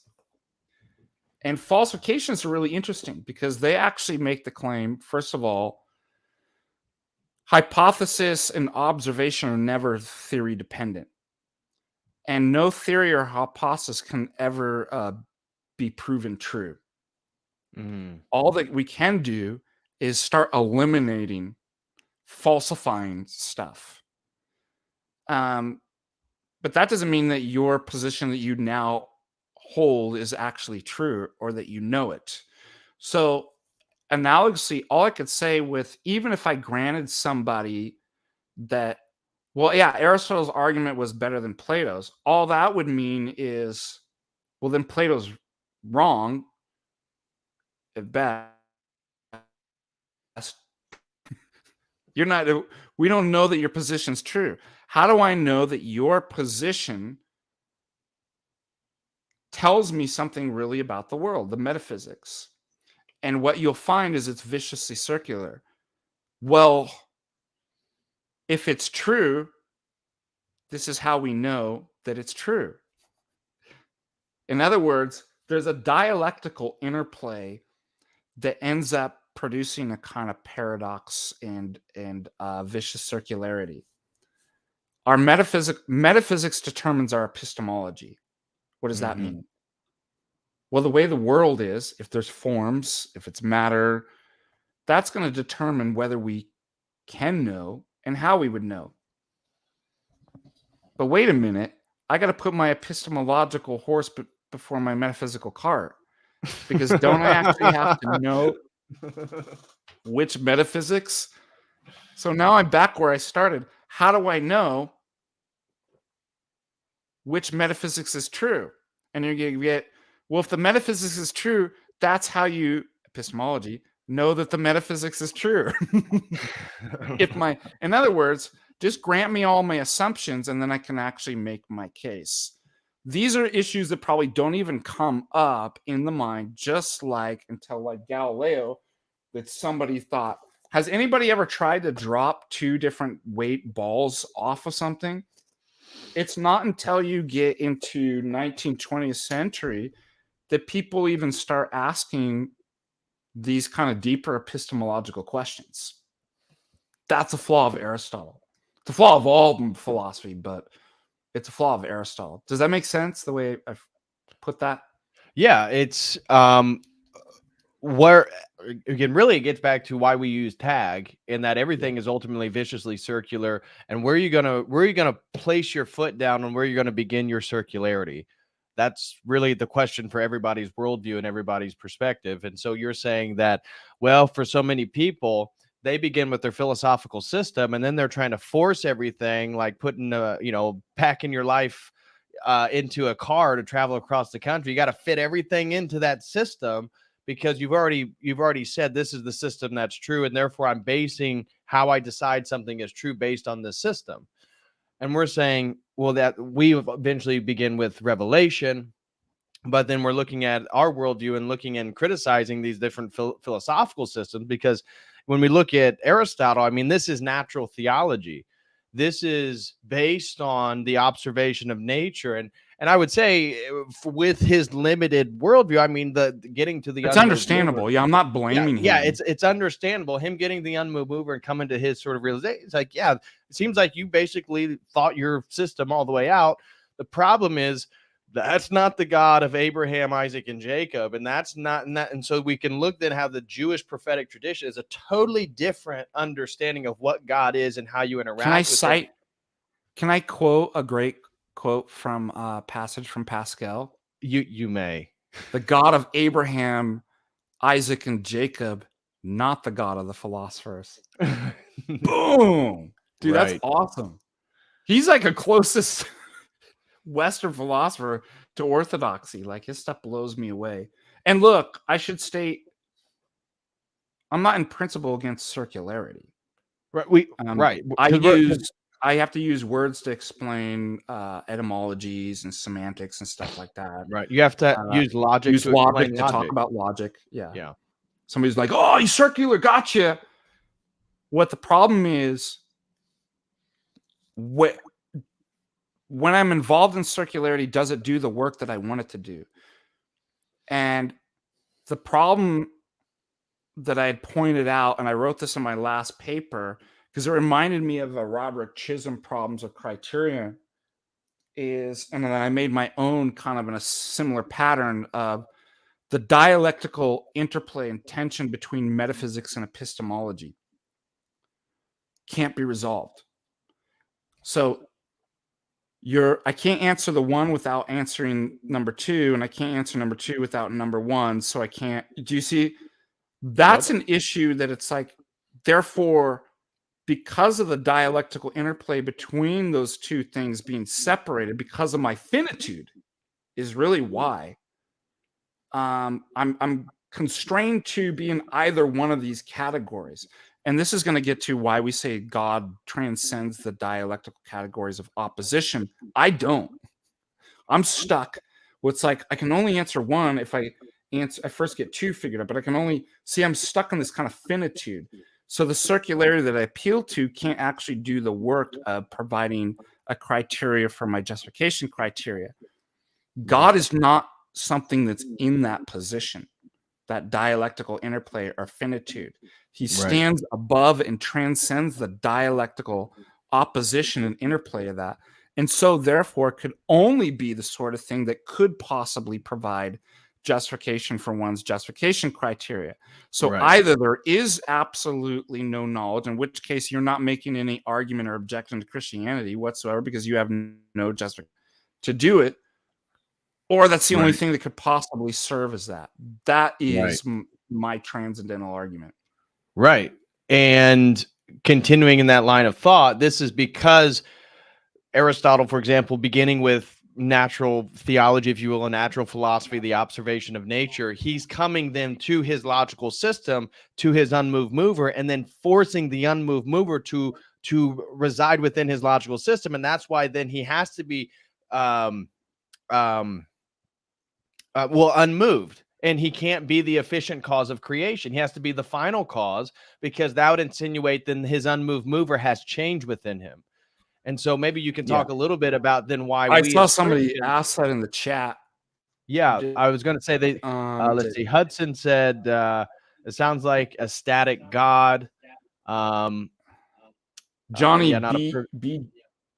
Oh yeah, right here. Behan. Johnny Father Deacon, Actus is purus Actus in any way Purus in any way compatible. compatible with Orthodox triadology, or is it actually incompatible? Incompatible. Absolutely. Because we say God does change. Now his essence doesn't change, but he acts. He creates.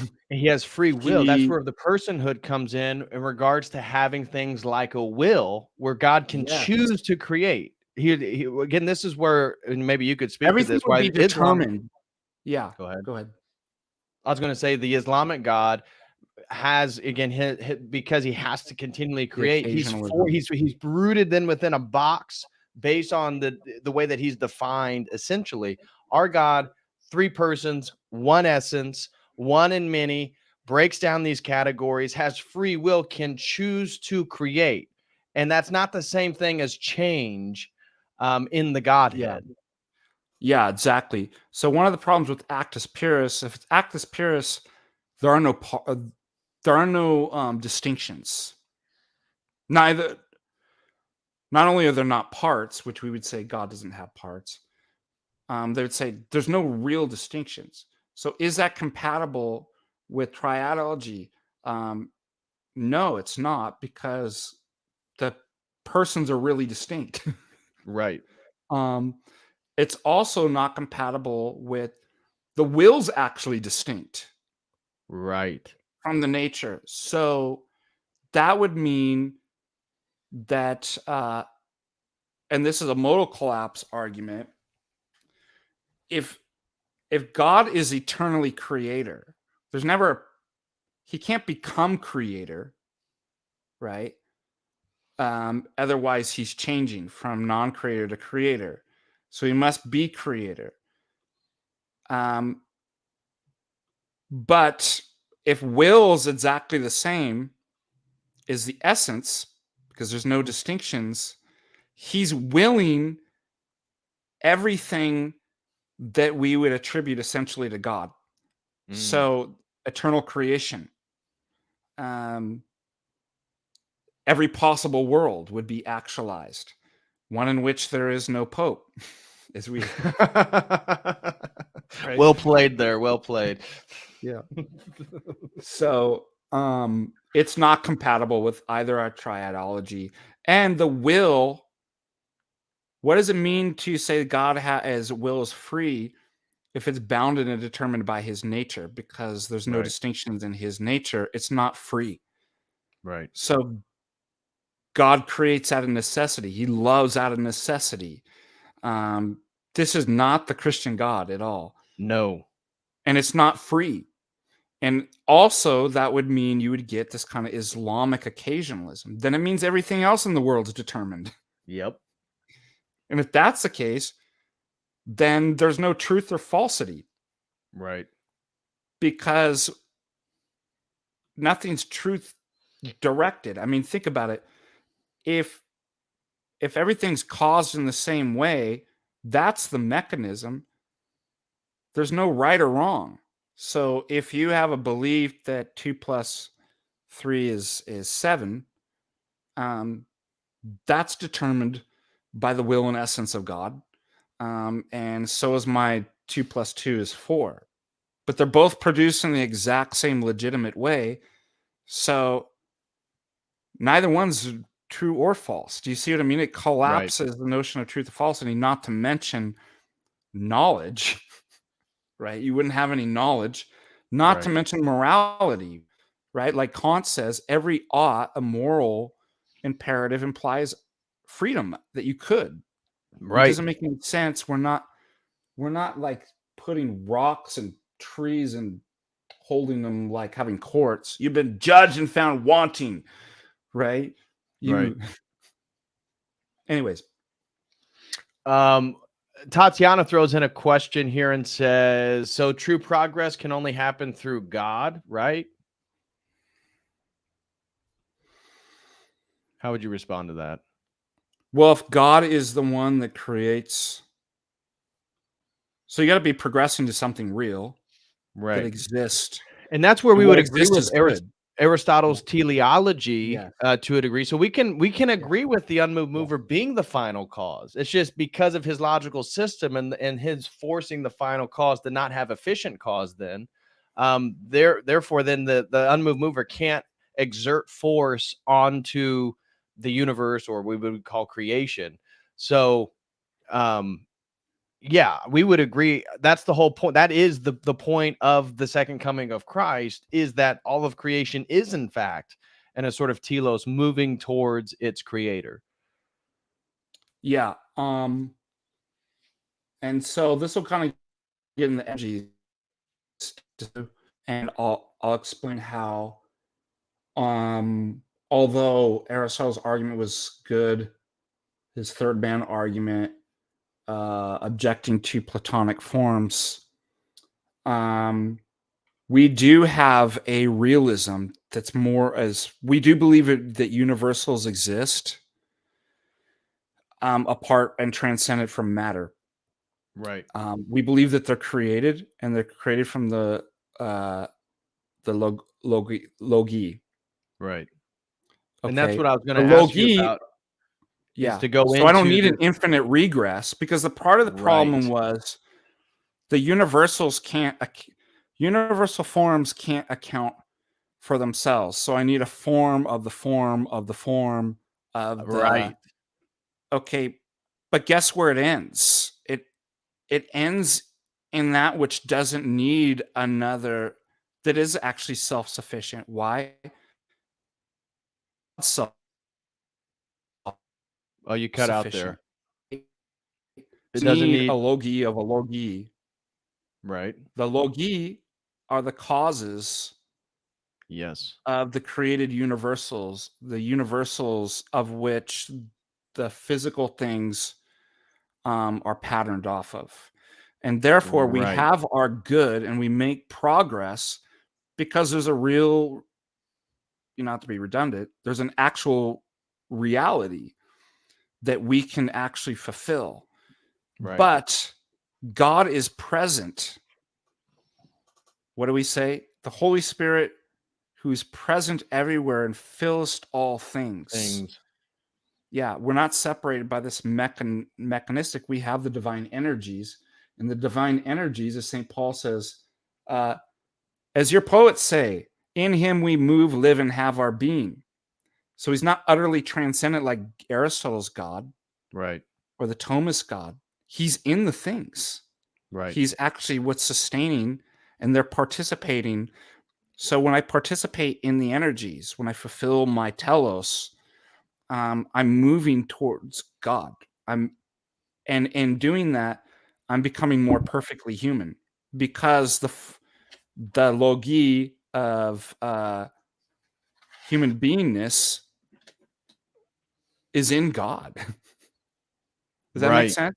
Yes. So our Yeah. doctrine solves all these It problems. solved exactly, and that's what I wanted to move in this last part for the bad and the ugly, is how orthodoxy so beautifully, in many ways, reconciles these tensions between Plato and Aristotle. And so, for Plato, it's these transcendent forms that are totally transcendent, and they're more real than this gross matter that's that we can experience right here, right now through our sensations. But Aristotle, he's saying then, well, no, actually the universals, there is no singular universals. They're only within the particulars that we see.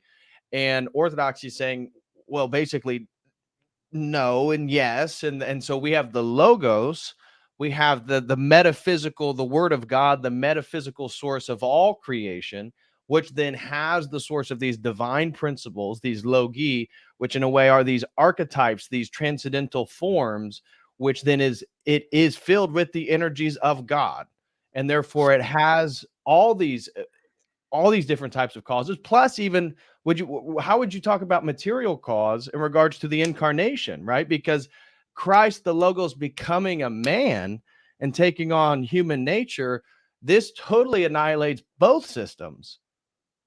And, Yeah. and it is the true bridge and the true reconciling of both this transcendental Platonic forms and this more inductive Aristotelian approach to the particulars.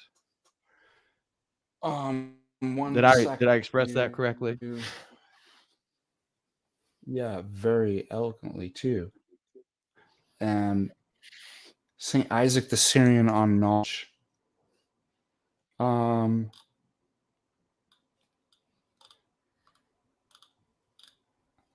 This is great, dude. You're gonna love this.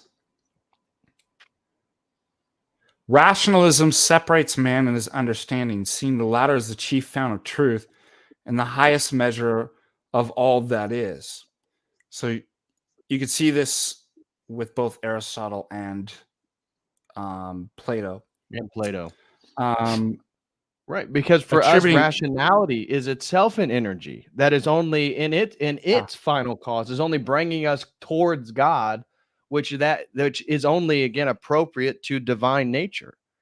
And what does St. Paul says? They worship the creature as if it were the creator and make themselves into beasts, basically, which is exactly what St. Isaac the Syrian goes on to say, and says, attributing all worth to it, making it an absolute and idolizing it, while at the same time belittling the other psychic and physical powers.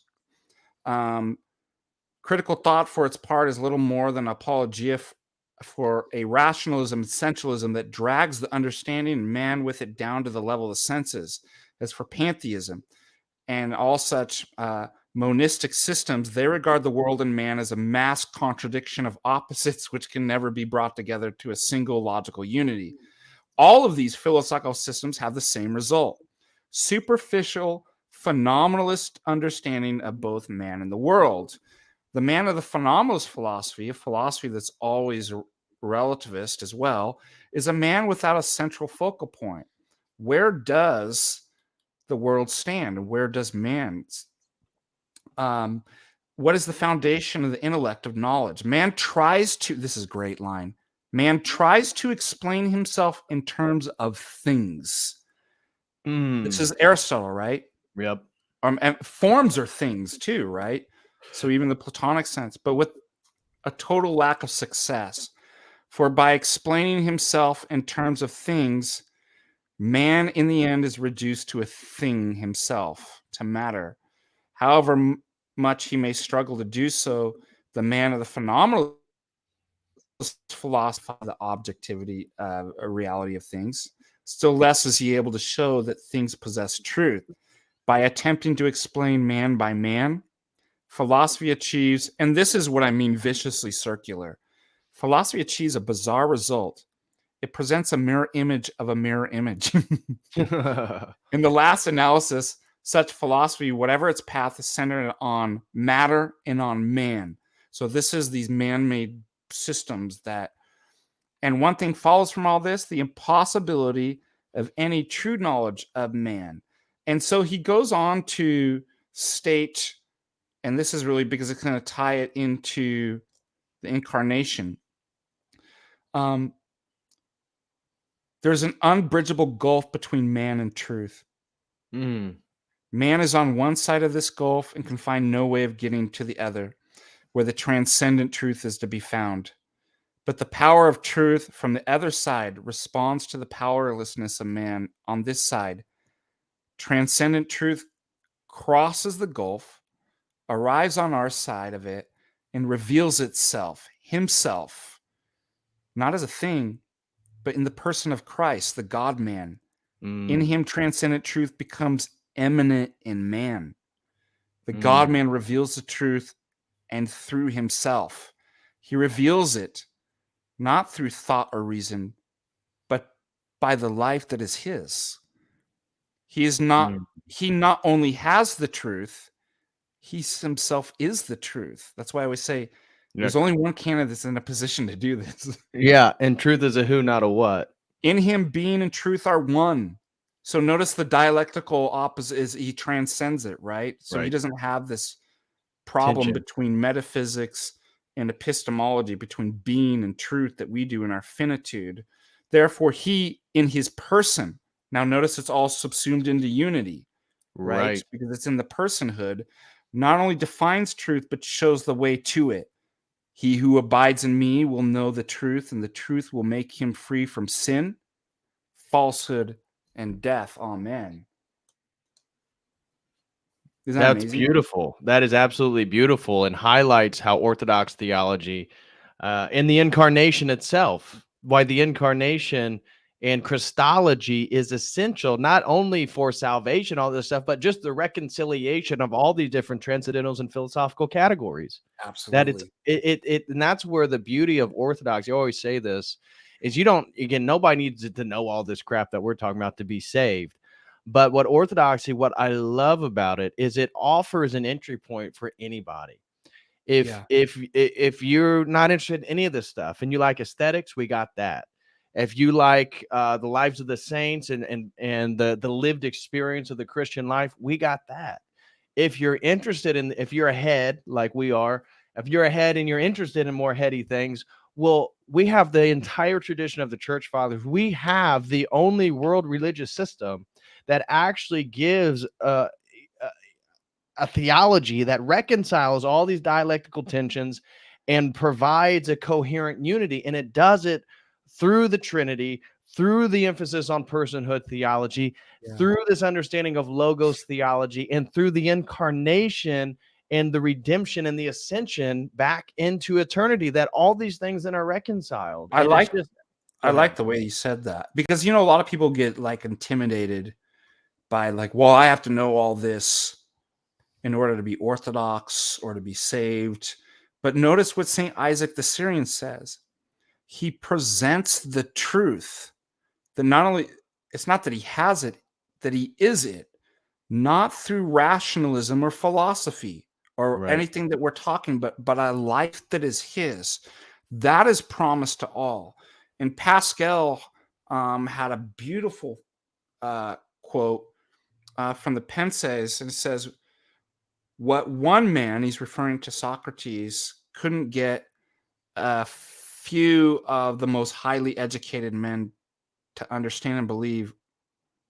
What Socrates couldn't get a few of the most educated men to believe, one man, by the power of just a few words, got millions upon millions to. The life that he promises, the knowledge that he promises, is no longer reserved to the philosophers. No. For he makes philosophers mute as fish, right? Yes. But he presents a life. So don't be intimidated. Don't be any more intimidated than when I go into the hall and I see the ladies baking. I couldn't bake like that. But that's part of the life, right? Working with the hands, right? That's part of... And our Savior was a carpenter. Savior was a carpenter. It's not like, well, I have to learn how to bake and do carpentry to be... No, these are all things. So again, as Patrick said, that transcends those dialects. It's not an either or. Right. It's all subsumed in the life and person of Christ. All the various different talents, not working in antithesis to each other. It isn't, this is the only way. The baker, the carpenter, the philosopher, the theologian. It's all united in Christ in one body with many different members. So don't let this discourage you. But we still need philosophy because we have to refute the heretics. Right. We have to defend the faith. And Christ is the truth. And so this idea that this anti-intellectualism that also arises in forms of Christianity, where there's an overemphasis on piety and a sort of disregard for the intellectual side of all this stuff. Again, Orthodoxy, it all comes together. And so you don't have to choose one or the other. You don't have to become a theologian, but that's why the life of the church and participating in the living body of Christ, the one up there, we are what we eat through the Eucharist, and then by our participation in the life of the church, some of us, Father Deacon, Jay Dyer, hopefully myself, we are able to participate and explain some of this intellectual stuff, but that's not necessary for your salvation. That's not necessary for participating in the Orthodox faith. That's not necessary for any of this stuff. It's just that the truth is the truth, and the truth is true at every single level. And so when you read a parable, that's why Christ, I believe, taught in parables, is because that a story based on lived experience allows for the gradient of truth to be expressed in a multitude of ways. So you can talk about archetypes and moral philosophy and all this stuff through a parable. But also, if I'm a person who's illiterate, I can also hear a parable and hear about seeds, and the seeds that find fertile ground, and the seeds that are in the thorns, and the seeds that are in the rocks. Oh, well, that makes sense to me. I guess I need to make sure I'm a seed that's in fertile ground. And it's like, that's the beauty of Christ. He reconciles all this stuff, so it's now available to everybody. Yep. Well, you know what I was thinking too? There's almost like a spirit of Barlam in this kind of pietism, right? Mm-hmm. Like, you can't know anything about God. I mean, it's not exactly the same, but and so, you know, just abandoned kind of philosophy and apologetics and stuff like that. And Palamas was the perfect synthesis of that, and you can only synthesize it through a doctrine of the energies. Right. They're not mutually incompatible at all. Right. Yeah. Borp says, if you're not ahead but interested in heady stuff, you're in the right place, bud. He said, I'm in the same boat. I can follow along and understand all this, but I'd be up creek without a paddle if I try to explain any of this to someone else. Oh, that's how it all starts. Like, first you have to hear it, and then it doesn't sink in. Like, you have to repeat it over and over. I was just thinking about teaching logic, that you can understand the lecture sometimes. Then you're like, oh, I've got this. And then what do? You guys probably don't get it. So what do? You repeat over and over, just like any like discipline or skill or activity, right? Until you kind of make it incarnate, right? Right. Where it's like, now I've got it. Now I can explain. So it's nothing unique about what we're saying. I think that's across the board everywhere. Yeah. Just take No, practice. I think it's true. And that's why this is something to dip your philosophical toes in. You become more accustomed to it the more you hear certain words and hypostatization, natures and substance, personhood theology. Yeah, some of this stuff, and that's this is just the beauty of orthodoxy, is the depth. It's one of the things that, my experience in the sort of psychonaut spirituality, sort of perennial psychedelic spirituality, is eventually I felt like I dove down into that pool, and I eventually touched the bottom, and then I pushed up with my feet and I came back to the surface. But with orthodoxy, it's like you dive into it and there's no touching the bottom. You just keep going and going and going, because if you're interested in the intellectual stuff, it keeps going. There's more to think about. There's more ideas to connect. There's more ways in which it relates to our daily lives now. But then this is also a lifestyle. It's not some rationalistic system. So the lived experience of spirituality, working on ourselves, repentance, our relationships with people, this is all part of this mystery. And it's all wrapped up in all this philosophical stuff that we're talking about. But that's the beauty of it. That's why I've said before, talking about masculinity is one of the things, like, what are you willing to die for as a man? I think that's an essential question for every man, is like, what are you ultimately willing to die for? And I think for a lot of modern men, and the problem with the hedonism and stuff, is that there's really nothing to die for. And so for me, it's like my orthodoxy, the Orthodox tradition, like I, in my opinion, where I've come to as a person, I fully believe that this is the one true world religion. and that this is the truth. And so I will die for that, and I'll die for my family, and I'll die for my loved ones. And that's really it right now with the breakdown of globalism and our nation states and everything. And if Dying for people the think US. that's silly, you are going to die. Yeah, So you we are might going to make die. it, What are you going to die for? yeah, you better make it worth something.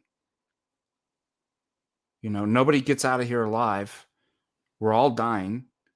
And so we really need to go inward and go, what's worth dying for? Because I'm going to die. Pick your end, pick your purpose, right, to die for. And then that will not only shape your life, right, in this kind of Heideggerian being towards death, right, this kind of throwedness, but it'll determine who you are in the next life too. Right. Right? Exactly. Everything we do is being projected. I don't know why I'm like using all this Heideggerian stuff, but it's being thrown into the kingdom. Keep that in mind. We're taking everything that we're doing in the now, and we're going to be bringing it into the kingdom. Right?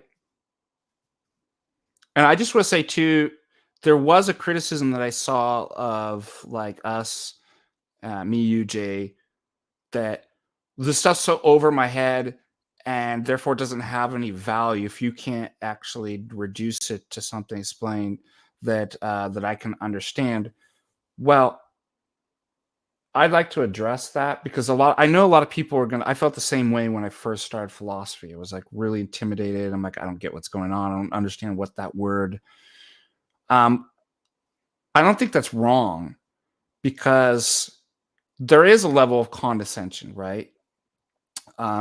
However, the whole goal is not to make it easy for you, right? It isn't just part of if you're doing stuff intellectually and you're talking about these things. Yes, there's different. And I know this as a professor. There's different levels I can bring it down. But as a good teacher or somebody talking about this, I want to always keep it as a challenge. Why? Because you won't grow without a challenge. If I just made it easy for you, it would just be pleasure. Right? And so there needs to be, I don't get that. I need to look that word up. I need to practice some more. So there's virtue in the struggle and not getting it. So I just want to address that criticism because I know a lot of people probably feel that. And I saw somebody making the criticism, if you can't explain it, and bring it down, then it's useless. And it's like, well, you just seem to want a life of pleasure. Yeah. And where is it written in stone that, everything has to be, again, if you're a Easy. Christian, well, then you don't need all this stuff for salvation. But where is it said that if this stuff is true, it needs to be like a one sentence verse that I can give it to you? That's not, that, where'd you get that? I think that's actually a postmodern. If you can't wrap up all of 2,400 years of philosophy in a 5-second soundbite, it's tarded, man. It's useless. See how we want everything condensed? We want it easy, wrap it up, put in a little packaged. Our TV things are like that too. Bam, bam, bam, just image, image, image. If you had a kind of more developed plot, what do you see? People are like, well, who's this guy? Well, what's going on? I'm bored. I'm leaving. And it's the same way. It's like, no, the inadequacy is on the other end. It's not what and how we're talking about these things. It's you want everything wrapped up, made really easy in a soundbite, and it isn't. And it shouldn't be.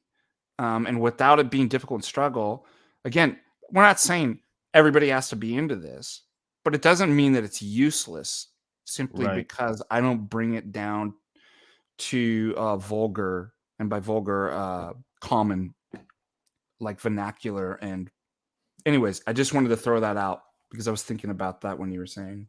Right. No, I think that's really important. And that's where you look at even some of these debates on the Trinity. Obviously, Owen and Jim Bob had that debate, but that's caused a lot of discussions regarding these topics, and this idea that people are unwilling to actually learn why would one believe in the Trinity, and come up with these really superficial criticisms of, again, we don't need to get into any details, but the idea of this would be irrational or this is illogical. Well, you need to be able to deal with the categories, the terms, the terminology, so you can see the system of how this stuff is actually more coherent.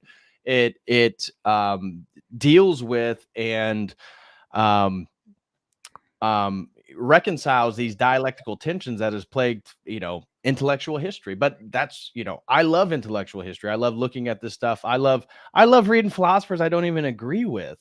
But that's a Me whole too. nobody should, you don't have to think you have to do this, because orthodoxy does get a sort of rap because of some of us online, that it is a it can be sort of intellectual item, if you will, but it's so much more than that. But if you want to learn and you feel compelled to learn, just be open to it. You don't have to like grasp it the first time you hear it. Just let it sink in. The more you hear it, the more it becomes familiar, the more it's going to make sense, and pretty soon you will be able to start explaining a little bit piece by piece. One of the things that, and maybe you can dive into this, one of the things I get a lot is talking about the Holy Spirit. And so I was like, I plan on actually doing a stream here pretty soon on Christian pneumatology, Orthodox pneumatology, to look in the Spirit. But somebody actually asked it earlier. There was a question that said, well, like, how would you explain to somebody about the Holy Spirit being a person? Because I guess their understanding, because the Father gives, again, this is really a semantic thing that they're not realizing, which is controlling their perception. The Father, okay, a person. Jesus Christ, okay, a person. How's the Holy Spirit a person?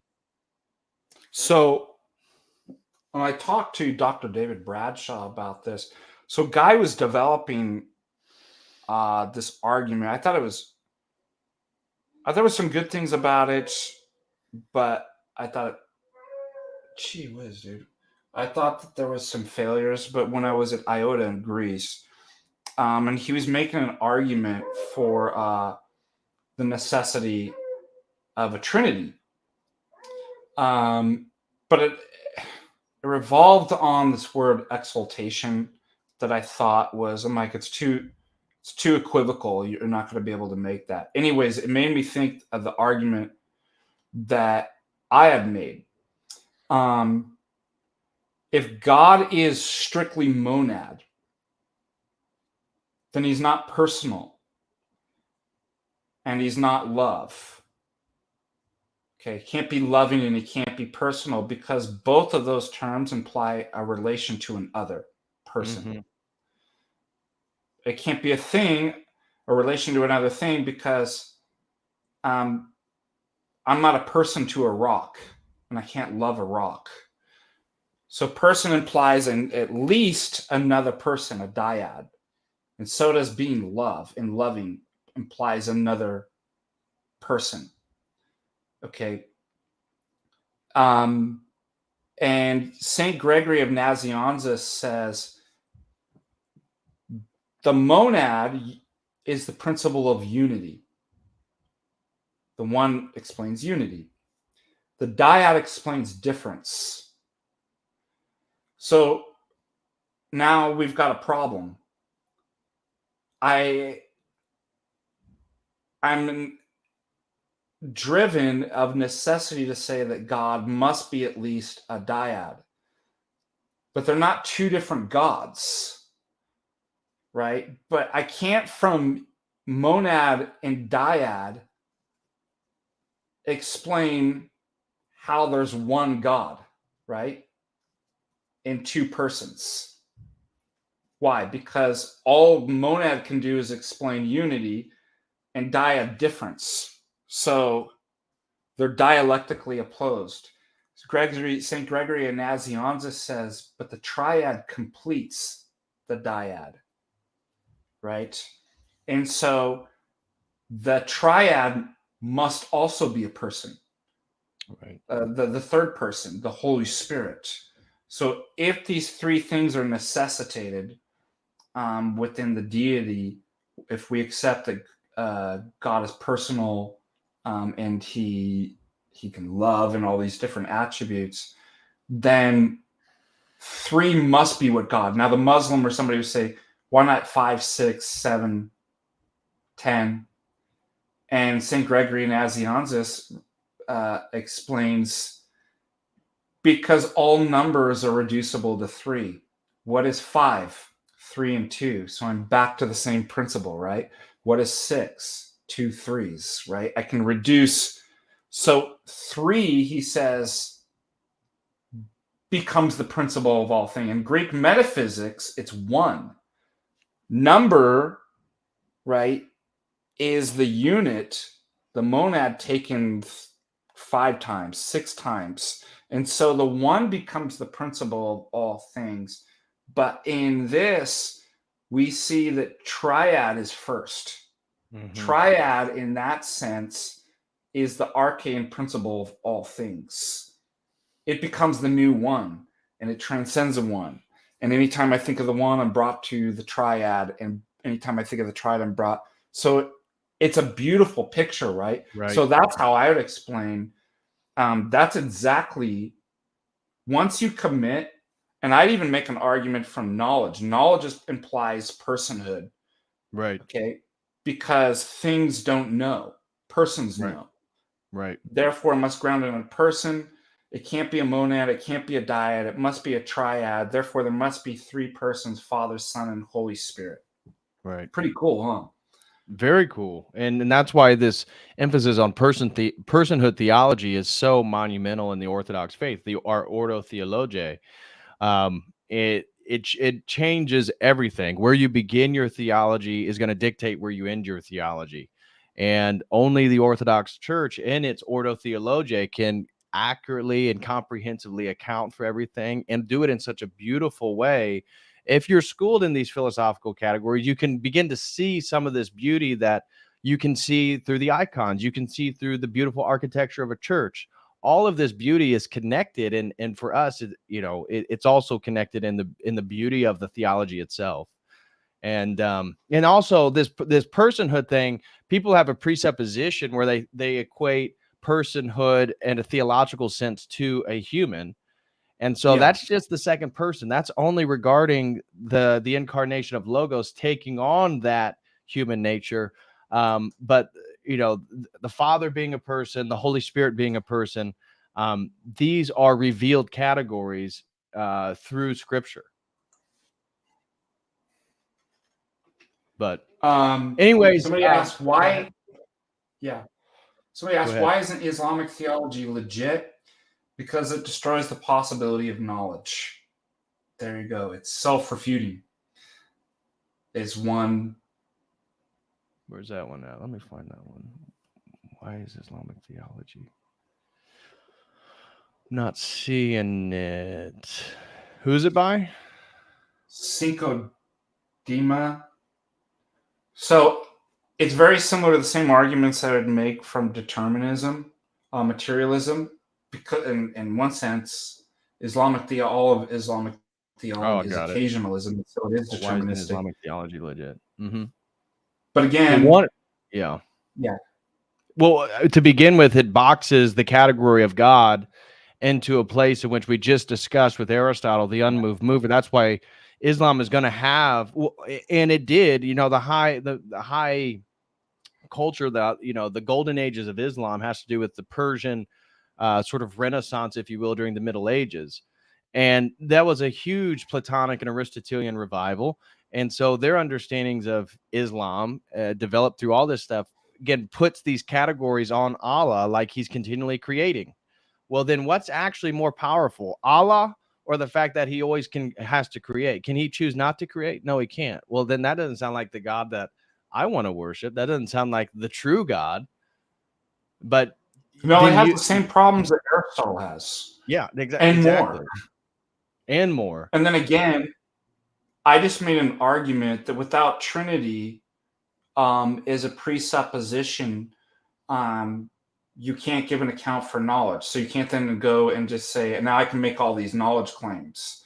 if you deny the necessary conditions for the possibility of knowledge, which I just presented is Trinity, then you can't say my theology is legit, which is what every philosopher does. Like they might even acknowledge these problems. There's a severe problem that would destroy any of our knowledge claims.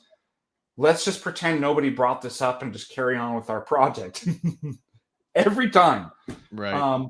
And then also the same way that determinism and materialism are defeaters for knowledge, occasionalism would be too, which I already talked about too, which is the Islamic notion of God.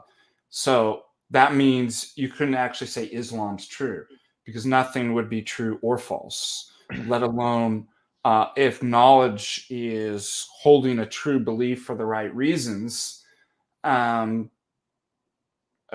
justification, being caused to believe something's true isn't going to be a justification. Furthermore, you could be caused to believe that something is true when it's actually false, but you believe it to be true. In this case, Islam. So the whole system self-refuting makes knowledge impossible. Agreed. Clontarf said, thanks, DPH and Father D. I was actually asking how to explain the Holy Spirit being a person to a child. I don't think I can. Well, I wasn't actually referring to your comment. I saw that, but I've been getting multiple last few streams. People have been asking about the Holy Spirit and how they're trying to rationally comprehend pneumatology and how that fits within the Trinity. Because so much, and even my channel is called Church of the Eternal Logos. So much I focus on Logos theology, which is obviously through the second person and its relationship to this triadic reality. But that's why I have some papers from a grad course that I took at Berkeley it was on Christian pneumatology, and it looked at pneumatology differences between Orthodoxy, Catholicism, and Protestantism. And so I'll find some of those good ortho articles and do some streams on them. Let's see. Itasca Small says many people want to be fed everything with their mouths wide open for it to be dropped or stuffed in, and all they have to do is receive it and swallow every now and then, like baby birds. Okay. Anyways, we can kind of wrap this up. We only had a couple of super chats. Major shout out to Bone Man for his $100 super chat right at the very beginning of the stream. God bless you, Bone Man 538. Thank you so much, man. And then we had two over on StreamYard or Streamlabs, and one comes from our beloved Ortho sister, Amptown 1. And she just threw in $3, no comment. And then we had one from Storm the Cat that throws in $1 and says, do you like Bulgaria? Do you like Bulgaria? Sounds a strange super chat. Yeah. I have no problem with Bulgaria. Bulgaria is pretty based. What's your thoughts? Yeah, Bulgaria is based. Yeah, I like Bulgaria. For example, they I think tell me, you can correct me if I'm wrong. There's a couple Orthodox churches that rescinded their participation in the World Council of Churches, and I want to say it was Bulgaria and Romania. And I think that all these churches get like 1.5 million for being a part of it or something. And so I thought that was phenomenal. Oh, thanks so much, Nick Offinger. Again, Nick, he was at Montanica. He was actually one of my housemates. He's over there in Boise. Nick, shout out to you, Nick. God bless you and the family, bro. Huh? Ask Nick if he's coming back. I went back and forth with him privately. That's another thing. We should have freaking promoted Montanica. Well, we can talk about it a little bit right now. I know Nick, he was saying that I think his family, his wife is French. And so they go to France during the summer. And last Montanica, his wife and the kids went. And so he was by himself. And so he came to Montanica to deal with his loneliness. But this year I think he's going the week after Montana. But I told him, bro, you got to go. You know, he says planning on it. Dr. Michael Moeller, I Awesome. don't like to say godson because he's like my age. He's actually a month older than me, but Bro, I anyways, have God's children that are older than me. do you? You do? You do too? I have 3 godchildren that are older than me. One of them's a lot older. Wow. Yeah. One is You were actually there. That was 120 years old. 120 years old. What? Yeah, he took the baptismal name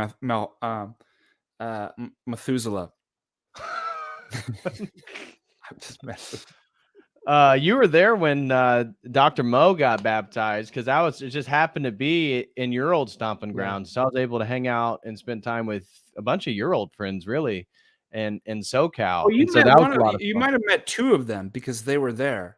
Yeah, So one was I remember both of them. Derek, and then the other one was Tony. Now Tony is in the same town. He moved up to where Michael is. So everybody moving to Idaho, but nobody want to move to Montana. That's fine by me. But I talked with Dr. Mo. He's planning on coming this year. Yes. So he wasn't able to come last year. So I think, probably me, Dr. Mo. Again, if Nick's going, we'll probably all get an Airbnb somewhere in Butte. But if you want to talk a little bit about Montana in the lineup this year, I'm super stoked and excited. I need to get my ticket, dude. What's up with the plane fares? I check one day, they're like they will fluctuate like a couple $100 in a day. Oh, It's dude, not the exact same flight. I had to do the same thing with this conference in Houston. So and I was looking for tickets like 3 months in advance, right? So very similar to, and I thought I wasn't going to be able to go to this Orthodox conference in Houston because tickets were like $800-900, and I was like, the cheapest, right? I'm like, this is ridiculous. And I kept noticing they would fluctuate so much, and then I think I finally got one day. I forget. It was really weird how I did. I have this Hopper app, so it can update me, Mm-hmm. and then so I got a pretty good price on that. I need to download And that. it was down to like 500. And then what I did is I went to the site themselves instead of using the app. I didn't do round trip. I did 2 separate flights on 2 separate companies. So I went on to Delta and I looked for that exact same thing that they just advertised, and it was cheaper than what the Hopper was advertising. Then I had to match it with a return flight from United. Wow. And I got it down to like 4 something. Wow. Oh, 420, bro. Oh yeah. That's what Dude, I paid. from Indiana to get to Butte, I have to go to Dallas Fort Worth. And because from where I'm at in the country, Dallas Fort Worth is the only one that can take me into Bozeman. But the West Coast, I think Colorado or Utah has some flights into Bozeman. But for me, it's like I got to go to Dallas. So the freaking layover, dude. Some of these flights are like $700, and it's a 14-hour layover in Dallas. I'm like, what the heck? I know. I know. It's It's nuts. just stressful, huh? So we I'm announced gonna it have to come in. I'm gonna have to come in the night of the 6th. So again, tell everybody. Here, I'll put a banner up. Montana, those tickets are live right now, right? They're live right now. Do you want me to put the link in the? Yeah, put the link in the live chat, and then I will say, okay, so June 7th through the 11th, Montanica. I saw that you did the new spelling this year. Yeah, now it's thoroughly Orthodox. 1 second. Is Butte 2 T's or 1? 2. 1 second. Where is the? There we go. So June 11th through the 7th, Montanica, Butte, Montana. We will be at the beloved Holy Trinity Serbian Church there in Butte with Father Russell. I love Father Russell. Can't wait to see him and the family again. We had a great time last year. I know we're going to have another great time this year. So if you guys can, definitely get some tickets and join. Oh, let's see. You got you want to tell everybody? I'm obviously most excited about Father Turbo. I've never met Father Turbo. And Father Turbo is going to be on this program on Tuesday, and Jonathan Paggio will be on Thursday. So next week we got a big lineup, if you will. And by the way, there's an unannounced I'm trying to get the suspense up. So there's a really cool big person that it's going to be announced later, but the announcement as a speaker, the announcement, the confirmed speakers are His Grace Bishop Maxim is the keynote speaker. That's his diocese. His cathedral's in Alhambra in Los Angeles, but Holy Trinity Butte is his parish. It's in his diocese. So he's going to be, and he's a St. Maximus scholar and a patristic scholar. Ooh. In Greece together. So you're going to love him. And then we have, why am I blanking on? We have Father Turbo, who's also in the Serbian Midwest diocese. We have yours truly. We have Patrick, Bishop Maxim. Yeah, Father Turbo Qualls, Abbess Emiliani, Emiliani. Who, myself and yours truly, Father and Deacon she Dr. is Ananias. the aunt of the Hanson that just got ordained. She's actually the aunt, but that's not what makes her special. What makes her special is just like she's basically a clairvoyant. She's a really holy person that's done miracles in my life with my wife and I. And so and she's academic too, but she's somebody that she can be everything to everybody. Like she can talk to the academics, she can talk to the heart, and then a special surprise speaker that'll be announced that all of you will like. Now, we did raise the costs a little bit, and that's because the one complaint that I got last year was I was charging too little. True. And that I thought, you know what, raising the price a little bit, I can actually provide more.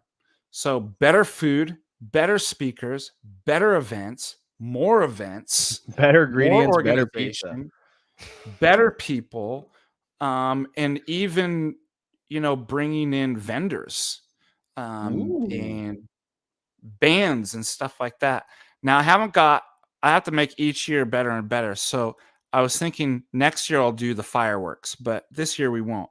But we have enough stuff that if the early price $140, I mean, that's a heck of a deal what you're actually getting. You get a bag, you get stuff to take home. But even at $170 normal price, I mean, you're not going to find anywhere in the world that gives you what we're giving you for that. I mean, think about Father Peter Here's thing was, he charged, what was it, $269, not including the rooms and stuff like that. So for just 3 days, less provided. So I'm just trying to explain, to make a case that that might seem like a lot, but it's not. Like, first of all, any conference is going to be quite expensive like that. Right. Just to hear the talks and not get anything.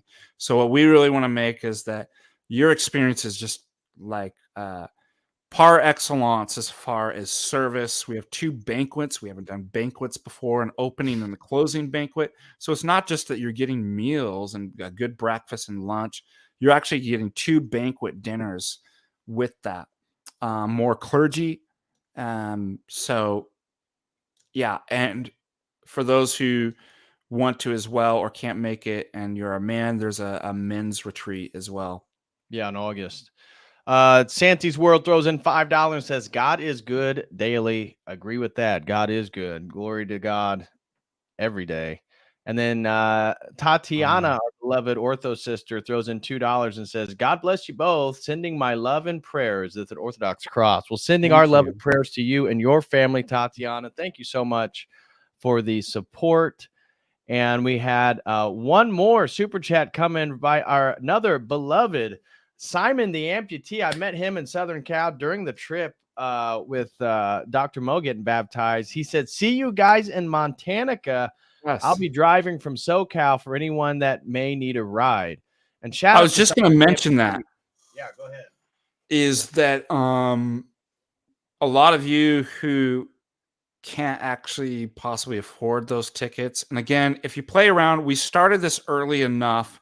So it's March, April, May, June. This is 4 months in advance. Last year was 2 months. So it's enough time to kind of look around for tickets. But if you feel that you can't do that, like Simon the amputee, a lot of people are organizing carpools. A lot of people, I'm going to be giving you a discount code when you purchase that to bring down the hotel, because I booked out some rooms at our official conference hotel to really bring the prices down. But even if that's, last year I brought that down from 180 a night because it was high season. Hopefully this year won't be as bad, but I brought that down to 119, and this year I'm going to give you even better deal. But suppose that's too expensive. What people are doing with your purchase, you'll get a link to very shortly. We're still working on this, but discussion threads where people can organize Airbnbs, they can organize carpools and stuff like that. So we have ways to make it as affordable as possible for all of you. And Simon just points out one of those right there. Driving from SoCal. Yes, there are people in SoCal, Orange County, I definitely know are planning on going. So, yeah, get your tickets now while you guys can. Once they're sold out, they are sold out. Yeah, we have limited capacity, and they do sell out. Yep. And this year's more popular than last year. And last year sold, I had to shut off the tickets because, and you saw, we had no more capacity. We literally didn't. We were totally booked. Yeah, we were filled to the brim last year. And it's going to be even more popular this year. Chimpin for Churros says, is the men's retreat in Montana as well? Yes, same place. The men's retreat is with the speakers, Metropolitan Jonah, Abbot Trifon, Father Hans Jacobs from St. Paisios Brotherhood, and then myself. And there's going to be workshops. Your brother's your life. What does it mean to be a man? To be your brother to fellow men, a father to sons, sons to fathers. So, there'll be good talks, but it's really workshops to learn what it is to be a brother and a man. So it's a little bit different than the June Montanica conference. Yeah. And then somebody's asking, I assume, about Montanica is, what about camping? I'm looking into camping too. That's possible. It's great weather for. Yeah, it's going to be. It was great weather when we were the only day. Every day was beautiful, and the last day got cloudy. Basically, once we left, once the event was over after liturgy, and our fellowship afterwards, then it got cloudy and it rained a little bit on me on my way back to Bozeman. But every day before that, it was beautiful, and it's a perfect time to go to Montana. You get to see because the first year we did it. It was a little smoky. So I was actually a little disappointed because I could not see a lot of the mountains from where we were in Helena.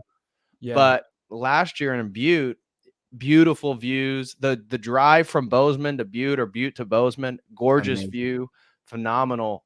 We're also going to visit the monastery up here. For those of you who will be around coming Thursday, we're going to take a trip to Harrison. on a 1,000-acre property that's a monastery that's been opened up for monks to come in. There's no current monks right now, but I kid you not, it's on a river. You'll never guess the name of the river. Philosophy. Kid you not. What? Yeah, it's the river on a river called Philosophy. I was like, oh, come on. And you live on a road called Providence, right? That's hilarious. It was named by Lewis and Clark. Yeah, Philosophy. Wow. Well, Father Deacon, thanks so much for coming on, talking about Aristotle. If you're up to it, I'd like to continue maybe once a month. I know you're busy teaching, but we can maybe next one we can do Plato, the good, but bad, and the ugly. Talk about some of the good things, how it relates to orthodoxy, and then give a sort of critique. I think it's beneficial for people. Who else should we do? I mean, we got to do once we get out of we could do the pre-Socratics, but after that, I mean, it's basically we move into the Middle Ages, and we could start with Descartes after the Renaissance. Hegel, yeah. You want to get into Hegel? Hegel, yeah. I mean, when we talked about metaphysics, we talked about basically we went through an entire history of an entire timeline of intellectual history, starting with the pre-Socratics, but Plato and Aristotle. I'd like to do Descartes, maybe some of the empiricists. We could talk about Locke, Bacon, Locke, Hume. We can do phenomenology. We could do Kant, some of the phenomenologists or German idealism. We could do. Can I just say one thing? Yeah, of course. Only one thing, though. One thing. Hey, well, turn towards the mic. You sound like, why do we need to study philosophy if it's wrong? I mean, what value is in it? If we have the faith, why even study philosophy? Now, we already said not everybody's called to it, but there's another question. Should one even study it at all? Is there any value of people are wrong? And I've mentioned this before. Well, first of all, because we're all made in the image of God, no one person can be 100% wrong 100% of the time. Second of all, I think it's really important to study philosophy because the history of philosophy reveals how we got to where we are. Right. Like it says, if you don't study history, you're doomed to repeat it. Second of all, thinking through these issues.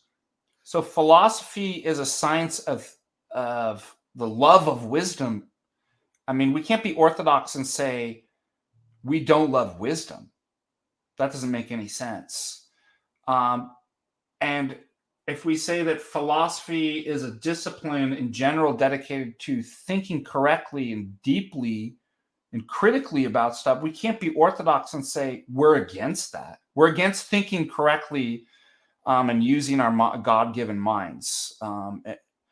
And so going through the history of philosophy helps us. We're going through these historical tours with these authors as if they're and working through the same issues so that it's mental calisthenics. It's it's going to the gym for the mind that you work through these things so that you think better, you think more critically. You start to, I've come up with some of my best arguments for defending orthodoxy because I've read all this stuff. Right.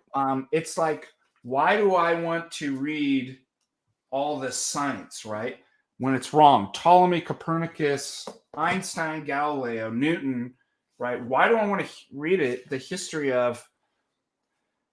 Because then I think scientifically correctly, not because I identify I'm a Newtonian or something like that, or an Einsteinian, but because I have to work through the exact same problems from people and learn from people who are much smarter than I am, so that I become good in the way that I think about science. So I don't get duped when somebody presents bad science to me, and we had 3 years of it, that I don't fall for it, right? Isn't there value in that? Yeah. I think a major value. Yeah. Just to reiterate, Chimpin for churros. To buy the tickets to Montanica, go to the Patristic Faith website. They are available now. And last question, just wrap this up. Way of Logos wants to know, is wisdom an uncreated energy? Yes. I would think so. Yeah. As opposed to, look, if there's only two options, it's either an uncreated energy or it's created based on an uncreated energy. Either one I'm fine with, right? Yeah, just from my readings, I haven't. That's why I gave it to you. I hadn't heard of wisdom specifically. Logic, reason, love, truth, mercy, compassion. I've heard these articulated as energies, but wisdom, I haven't. And all these other ones too, they're expressed on a one-to-one level to person. So you can only love other persons. Persons has to exchange in love. Like you said, the precondition for knowledge. So logic and reason and truth, mercy, compassion, all these different things. Wisdom, I'm not sure. Like I said, I didn't want to give a definite answer on that. There's only one thing I'd say to stay away from, and that would be